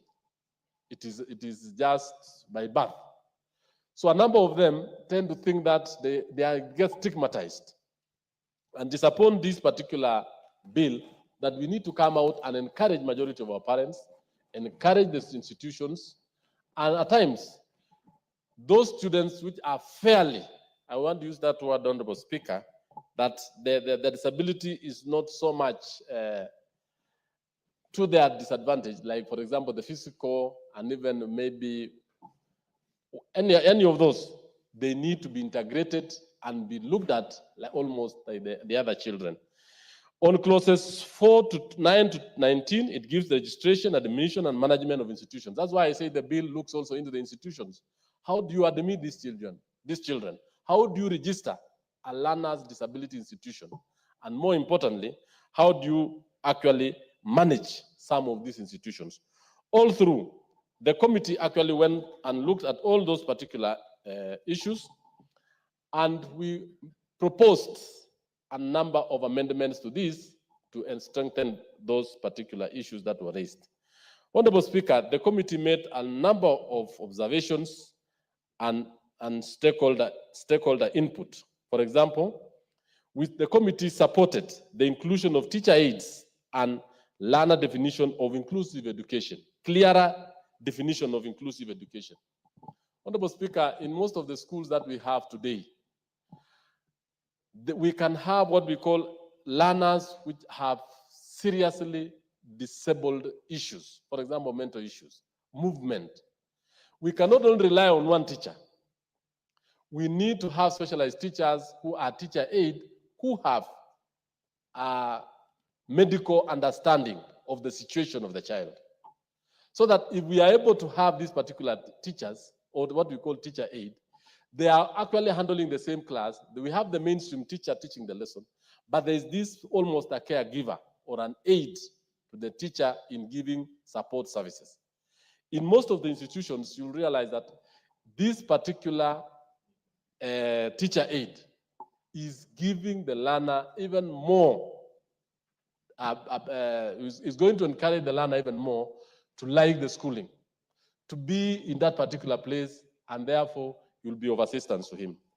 We've also realized that we need to strengthen, we need to recommend the deletion of clause 30, which contravene Article 50 of fair hearing. At times we have actually talked about the fair hearing.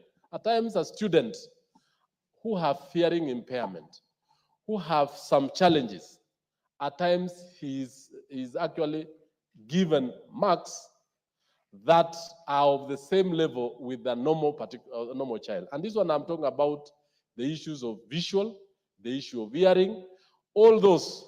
That is why I'm talking about fair hearing to that particular individual.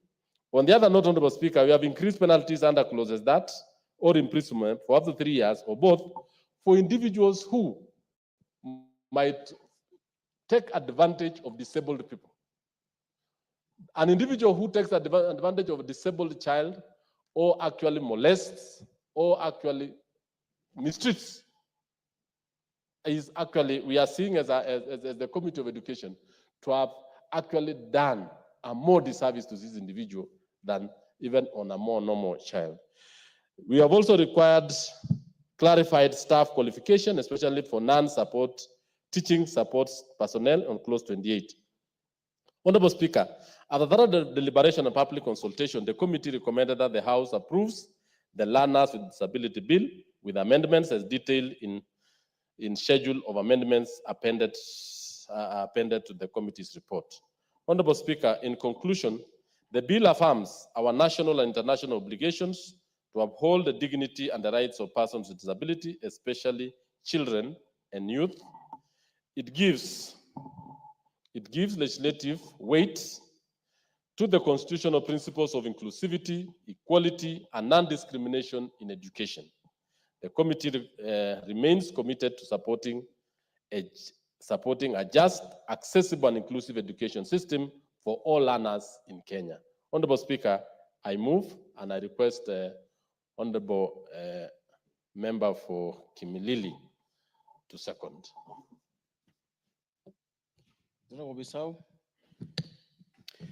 Thank you, Mr. Speaker, sir.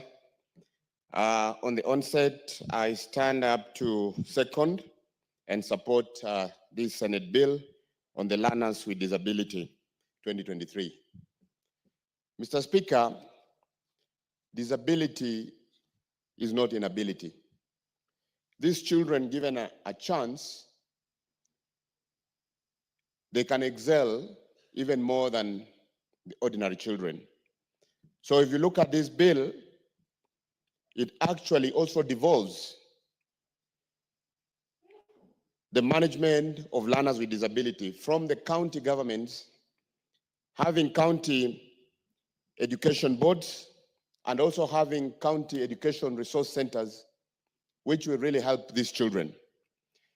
If you also look at the bill, it talks about the minister, or rather the CS, education, ensuring equality, such that also special schools are actually equipped properly with all the rights also for these children being there. So, Mr. Speaker, from the financing and the policy regulation, institutional management, and the rights and responsibilities of all the institutions, I think this bill is very, very crucial. And quite critical also is the parents. The bill talks about the parents to ensure that they avail their children in these institutions. Something that has happened in many homes whereby children with disability are seen as second-class children, and somehow even they are put back. I mean, they're not really being given that priority in terms of taking them to school. We've also seen some of the institutions, to give an example, Kilimani School for the integrated, which they've also tried to integrate the blind. You'll find that in this school, even the teachers looking after the disabled children are not paid on time because their budget is not part of the priority, with very few even basic equipment like the braille not being put in place. So, Mr. Speaker, I second and support this bill because it's very, very good news for the 43rd tribe of this country, which very few people talk to support them. I support. Thank you. You're not supporting or seconding, so. Oh, I second. Thank you. Oh, members, I now do propose the question, which is that the Learners with Disability Bill, Senate Bill number 4, 2023, be read a second time. Honorable Dorothy Ikiara. Thank you, Honorable Speaker. Honorable Speaker, I stand in this house today a happy person, and I want on the onset to say I strongly support this very crucial bill, the Learners Bill, the Disability Bill 4 of 2023. Honorable Speaker, many a times we talk about disability, but we don't know to what extent this particular word impacts on the people who live with disability. Honorable Speaker, when we talk of disability, we first of all must realize that we have very many forms of disabilities. People living with hearing impaired, people who are virtually impaired, people who are physically challenged, persons who have autism, and persons who have even multiple disabilities. And Honorable Speaker, when we come to the field of learning, it is very imperative that we must look at these very categories individually. And this one, Honorable Speaker, I want to say it will not start by us debating. We must go a step further and ensure that this is managed at the policy level. And Honorable Speaker, how I wish, as I commend the Committee of Education, that they go a step further. And in their recommendation, I don't know if this bill, how far, but we can make amendments, that we have a special unit, like we have the TVET special unit that takes care of TVET colleges. We have a special unit that will have a PS who will exclusively look or be in charge of special institutions. 1.7 million people is not a small number that can be assumed, Honorable Speaker. And if we can manage this at the policy level, we can be able to manage disability. Honorable Speaker, in this country, I want to say we have schools, yes, and we have teachers who take care of various forms of institutions. If it is the school for the blind, we have teachers who are specially trained and taught how to handle those children who are visually challenged, impaired. We also have schools where we have the deaf and dumb. They take care of students and pupils who are in that category. We have also schools where we have teachers who take care of the physically challenged. Autism the same. But Honorable Speaker, we have not been able to look critically and ask ourselves, Do we have sufficient institutions to take care of these children? Are we giving this particular group of citizens a fair share of what a government should be able to give to its citizens? Have we been able to equip our schools in the right way, in such a way that these special groups of categories of persons are able to access all the accessories that are needed for them to be comfortable in these schools? Because, Honorable Speaker, we have found out that in some areas, like where the blind need brailles, where the deaf need special gadgets to assist them in their hearing as hearing aids, where the physically handicapped need special wheeled chairs to be able to take them from point A to point B. All these things sometimes are not available because they are too expensive. And, Honorable Speaker, we have made proposals in the floor of this House occasionally that can we have these items, at least let them be duty-free so that they can be accessible, or even the government to avail them for free. Because, Honorable Speaker, it is rather unfortunate that a majority of the people who have children with disability are the low-income parents who are not even able to subsidize to make their lives comfortable. Honorable Speaker, I want to say, even when we come to the teacher ratio, teachers who take care of these specialized children are never enough. We have a KISA, which trains teachers, various categories of teachers, to take care of children with various disabilities, but we still find that in these institutions, the ratio is not enough. So, Honorable Speaker, children are taken in most of these institutions, but they don't get the specialized care that is required for them to be able to advance their lives to the level that we can comfortably say they can compete even globally with the other children. Honorable Speaker, I want to say in the developed world, we know too well that children who are categorized with any form of disability, they are taken care of, all their bills are managed by their governments. Healthcare is equally very expensive for this category of children other than education. And, Honorable Speaker, it is the responsibility of the government to take care of these special needs children. However, Honorable Chair, I don't want to discredit the Kenya government because I know too well the government of Kenya and His Excellency the President of this Republic, His Excellency William Samoei Ruto, they have the cash money transfer that is given to this category of children so that at least it can help improve their quality of life.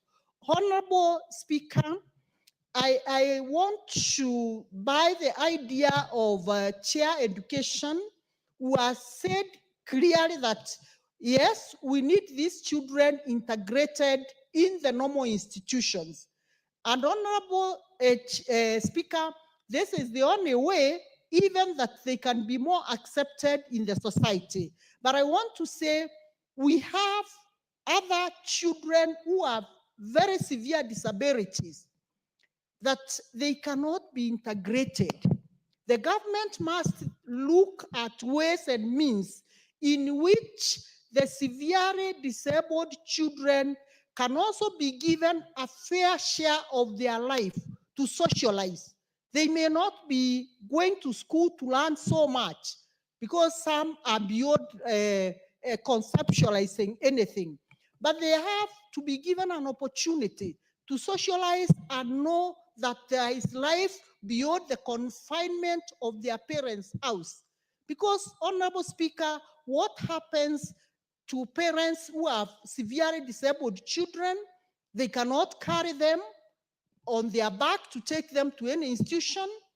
They cannot be able even to expose them anywhere because there is no other person other than the parent who is taking care of them. So they need an institution, Honorable Speaker, where they can even be taught how to pray for themselves.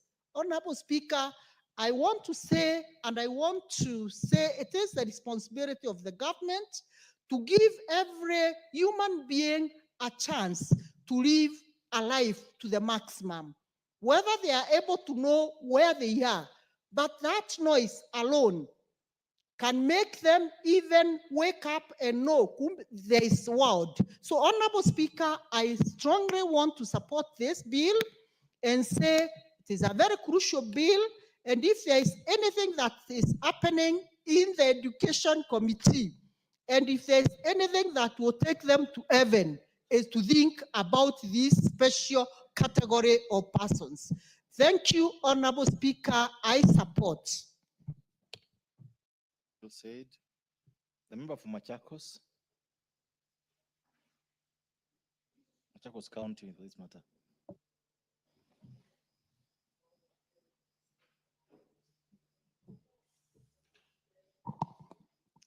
Thank you, Mr. Speaker, for giving me this opportunity to air out my views on this bill. The Learners with Disability Bill,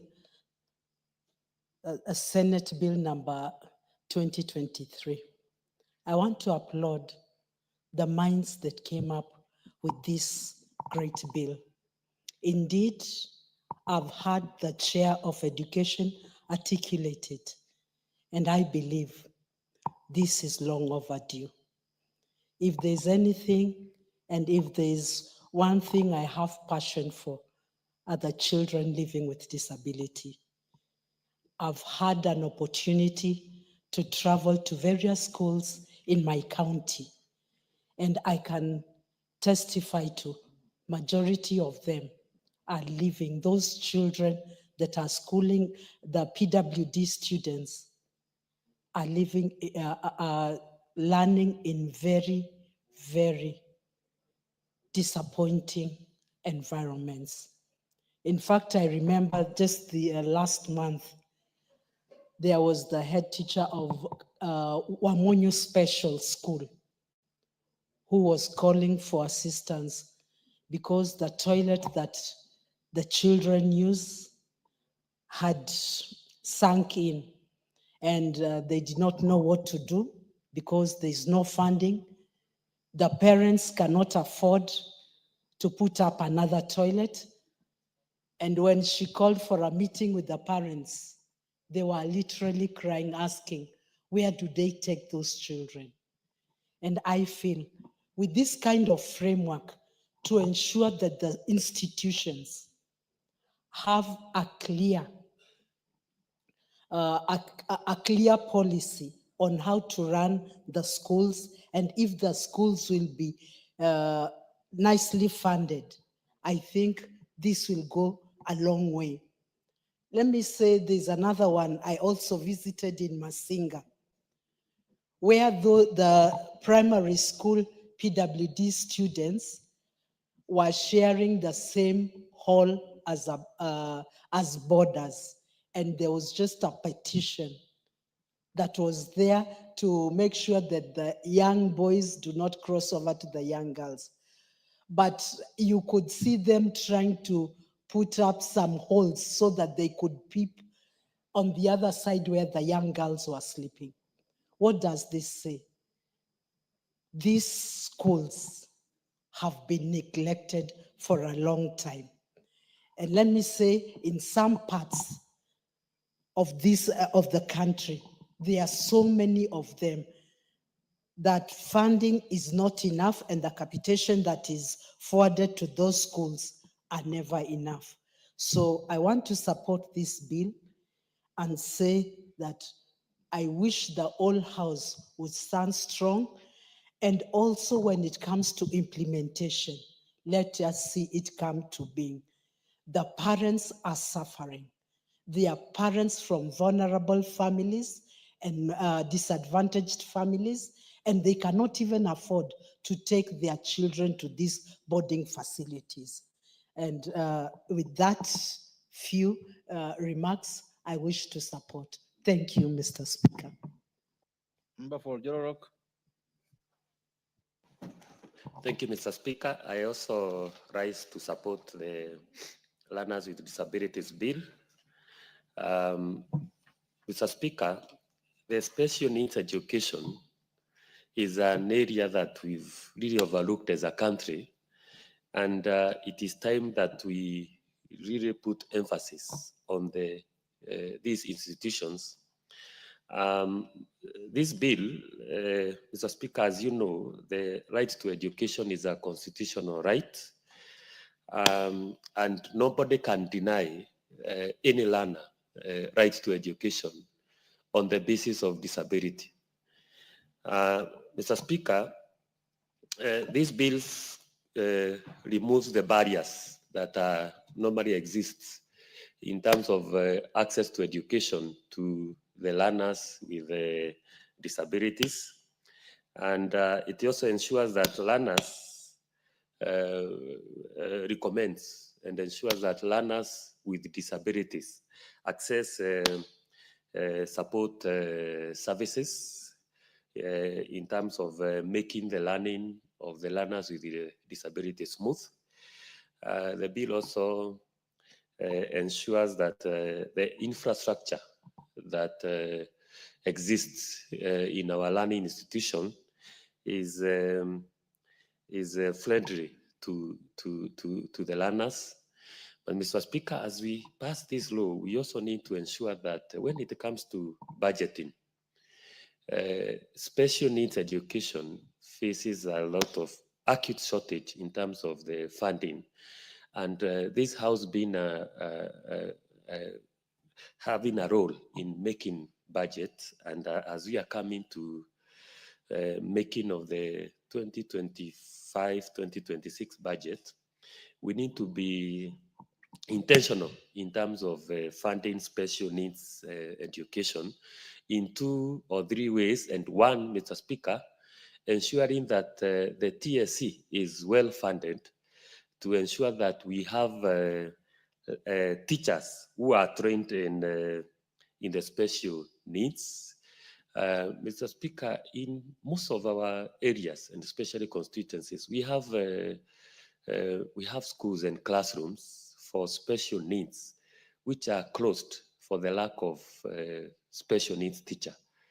You follow up with the TSC and you are told that they don't have enough budget to employ enough special needs teacher. So, Mr. Speaker, this is an area that as a house we need to look at and ensure that we have enough budget, probably invest purposely for the special employment of special needs teacher, and ensuring that beside employment, we also have skills development for those specific teachers.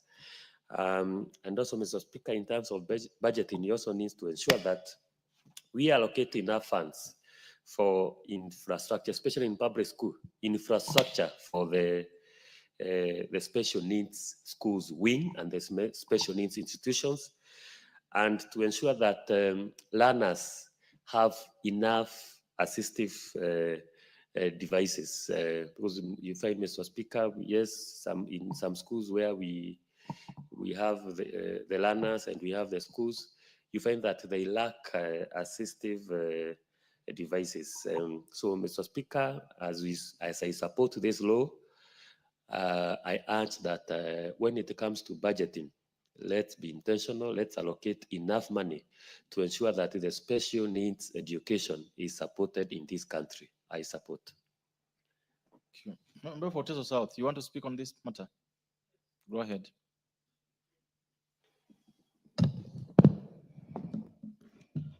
Thank you, Honorable Speaker, for the opportunity to contribute to this very important bill. Honorable Speaker, children with disabilities are our children. They are our brothers. They are our sisters. And therefore, it is their right to have access to education, which will eventually give them access to opportunities. But the stark reality is that these institutions are faced by a number of challenges. And therefore, this bill comes in timely, and it is very important.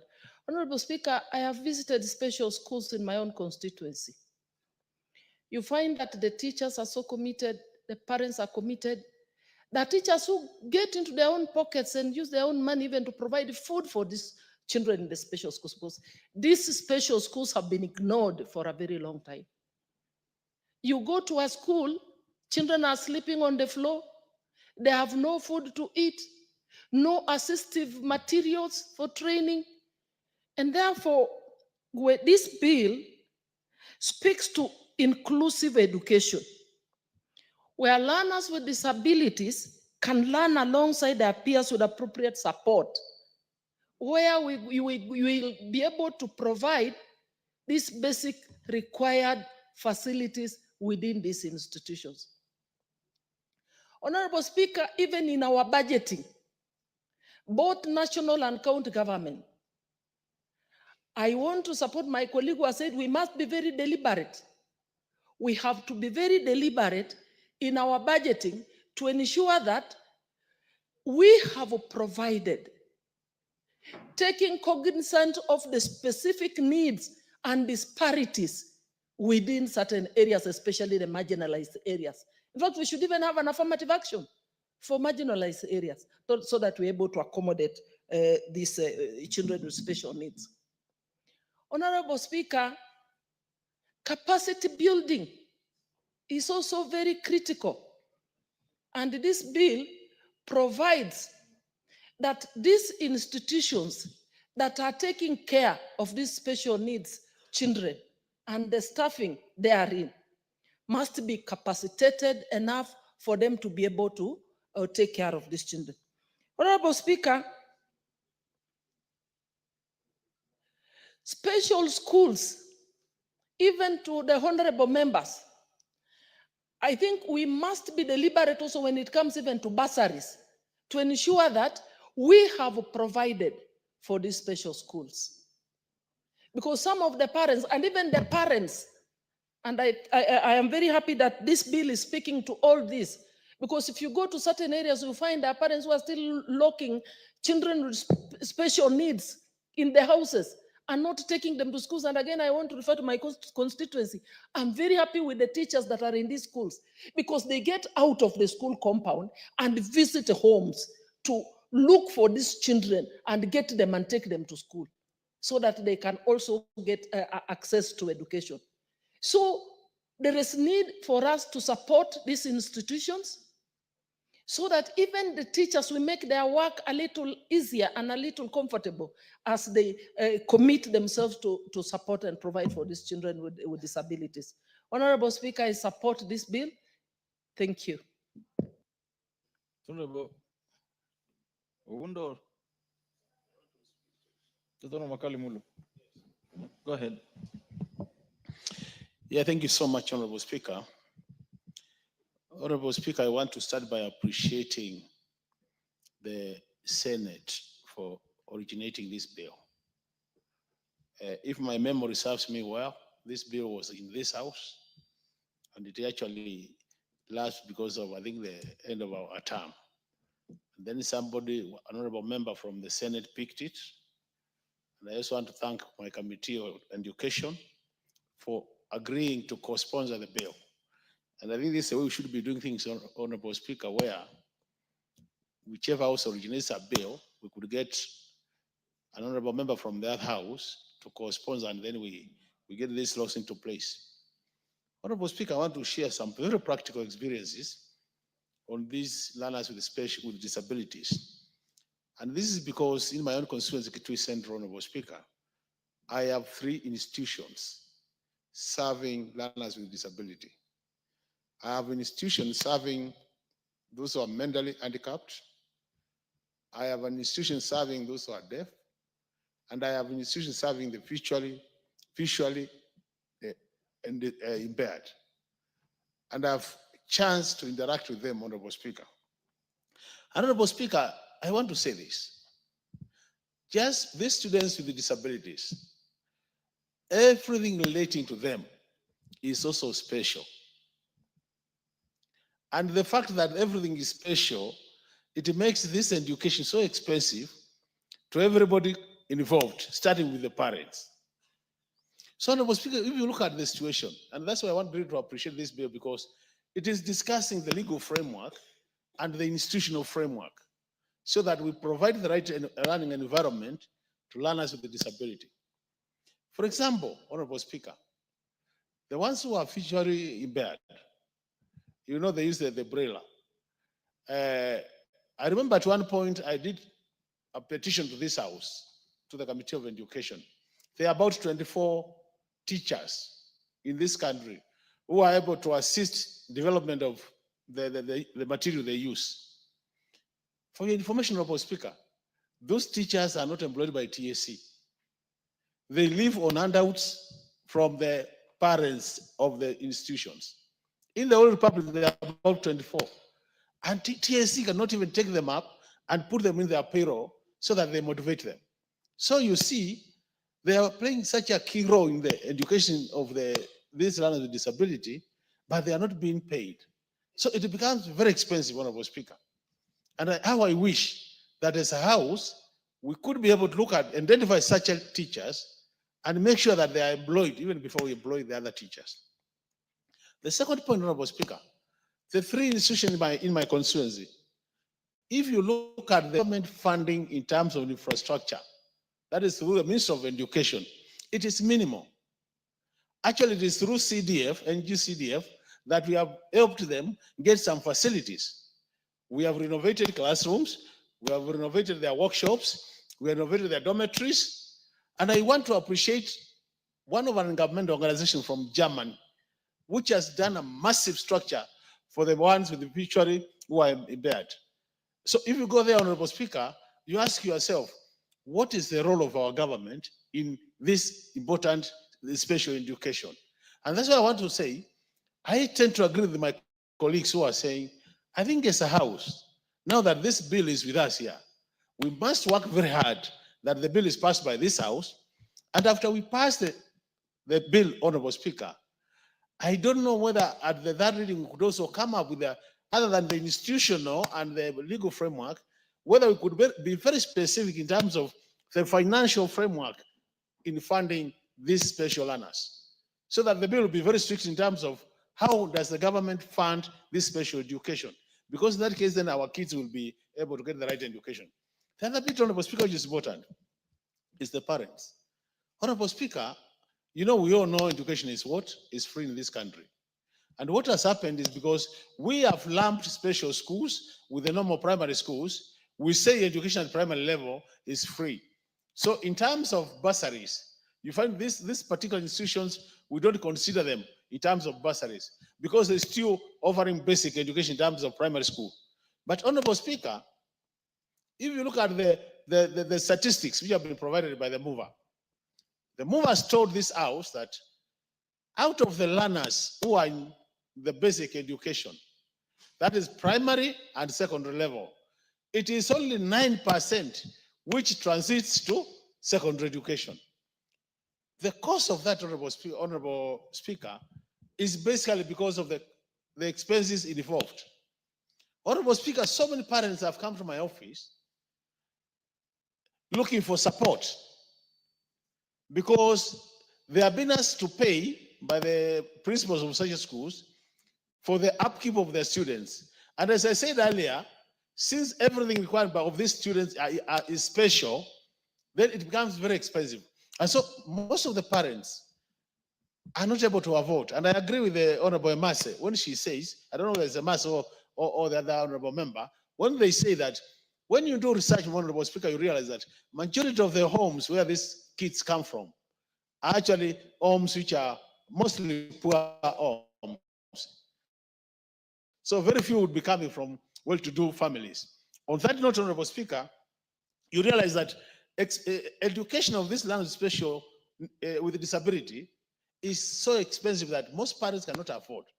To make things worse, you and me, who are patrons of the NGCDF, are not able to support them through bursaries because of our own act. So in that case, the parents are left on their own. So even as we debate this important bill, Honorable Speaker, I think it is important we also get to whether we can get an exception, whether we can get some way of saying that even though primary education is free and basic education is free, whether we can come up with a way of ensuring that, Honorable Speaker, we have some special fund to assist the parents with these kids so that their kids are able to go to school. Otherwise, we'll be excluding them from the normal life which is expected of a child. The thing which has not worked, Honorable Speaker, is the policy of integration. The government came up with a policy where they're saying all these pupils should be integrated into the main education system. But you know, we are saying there are special cases. So even when they join a normal class, Honorable Speaker, the understanding of issues is a bit slow. And then you have the kid there, this kid with a normal kid who is more of a genius.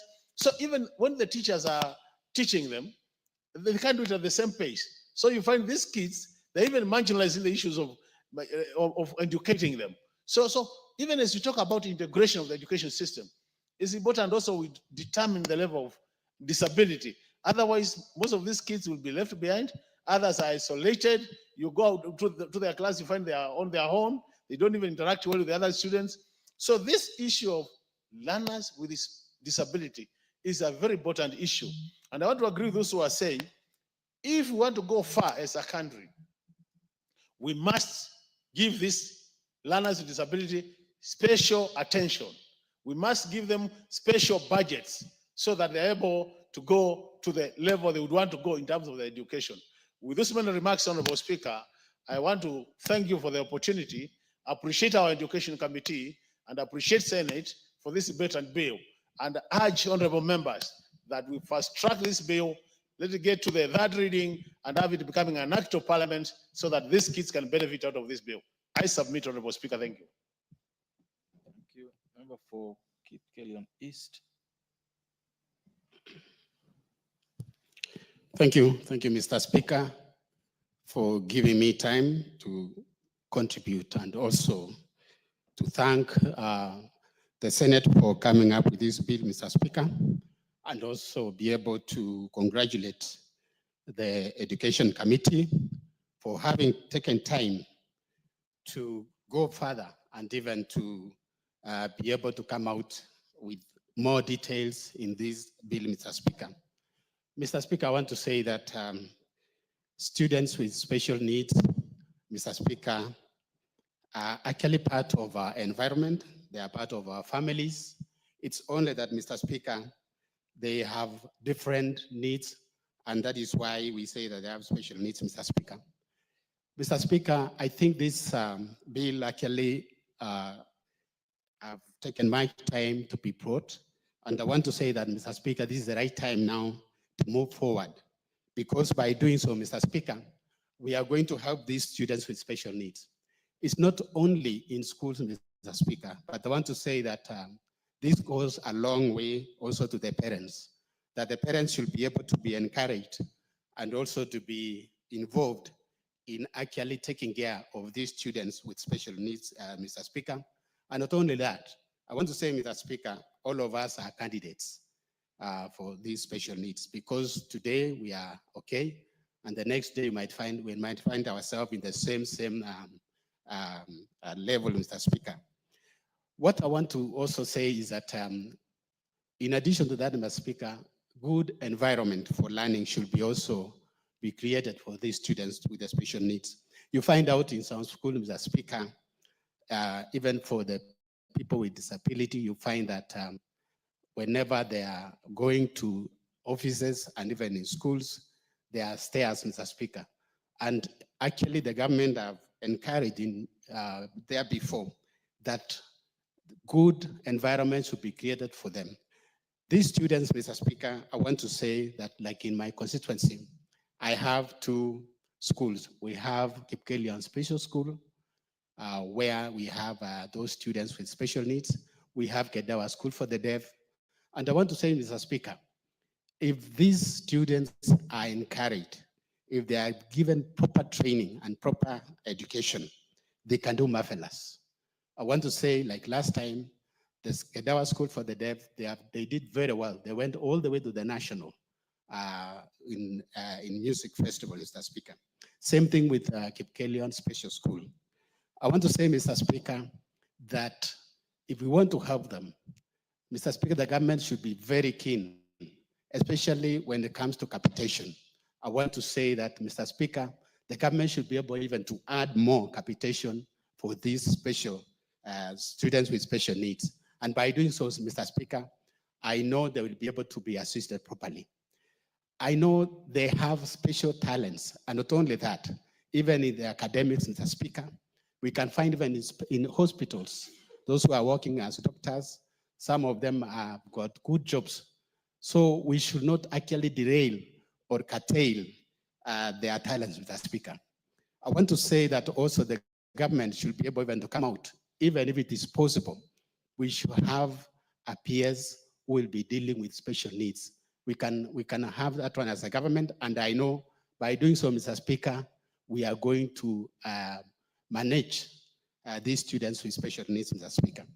Mr. Speaker, I want to say also that more training should be given to the teachers who are involved, and a lot of support, Mr. Speaker, because I know they commit themselves. And not only that, Mr. Speaker, they sacrifice their time. It is not easy. Even though some of them have been taught in colleges and universities on special needs, I know that they also need to be encouraged so that they can be able to offer themselves always to assist these students with the special needs, Mr. Speaker. Mr. Speaker, I want also to thank some of the churches who have actually taken a step of even having schools with special needs. We have, like in Kericho, Kipchimjin, a special school where the Catholic actually they started a long time ago, and we take most of the students with special needs in that school. I encourage that, if possible, different institutions should be able to come up also with the support, Mr. Speaker. Therefore, Mr. Speaker, I support the bill, Mr. Speaker. Thank you, Mr. Speaker. Member for, I think I've skipped Member Funyula for so many times. Allow me to give him. I've skipped him like 3 times now. Member Funyula, go ahead. Thank you, Honorable Speaker. The beauty about our current standing orders is that I'll still have my 4 or so minutes when the matter is slated for debate in the next sitting. Honorable Speaker, I also stand, as my colleagues have done so far, to support the Learners with Disability Bill, Senate Bill number 4 of 2023. Honorable Speaker, as I do so, we just need to be, as a house, as a parliament, collectively, both Senate and National Assembly. I don't know what kind of rapid response measures we can put into place to ensure that some of these critical and important bills do not lapse or do not take inordinately too long to be concluded. Because indeed, Honorable Speaker, this bill is very fair, is very progressive. And I want to say it's a build-up to 2 probably important bills, the Basic Education Act and the Children's Act. Indeed, if you peruse through, there are too many cross-cutting issues that have been borrowed from various bill acts, existing acts, to patch up together to bring into play learners with disability.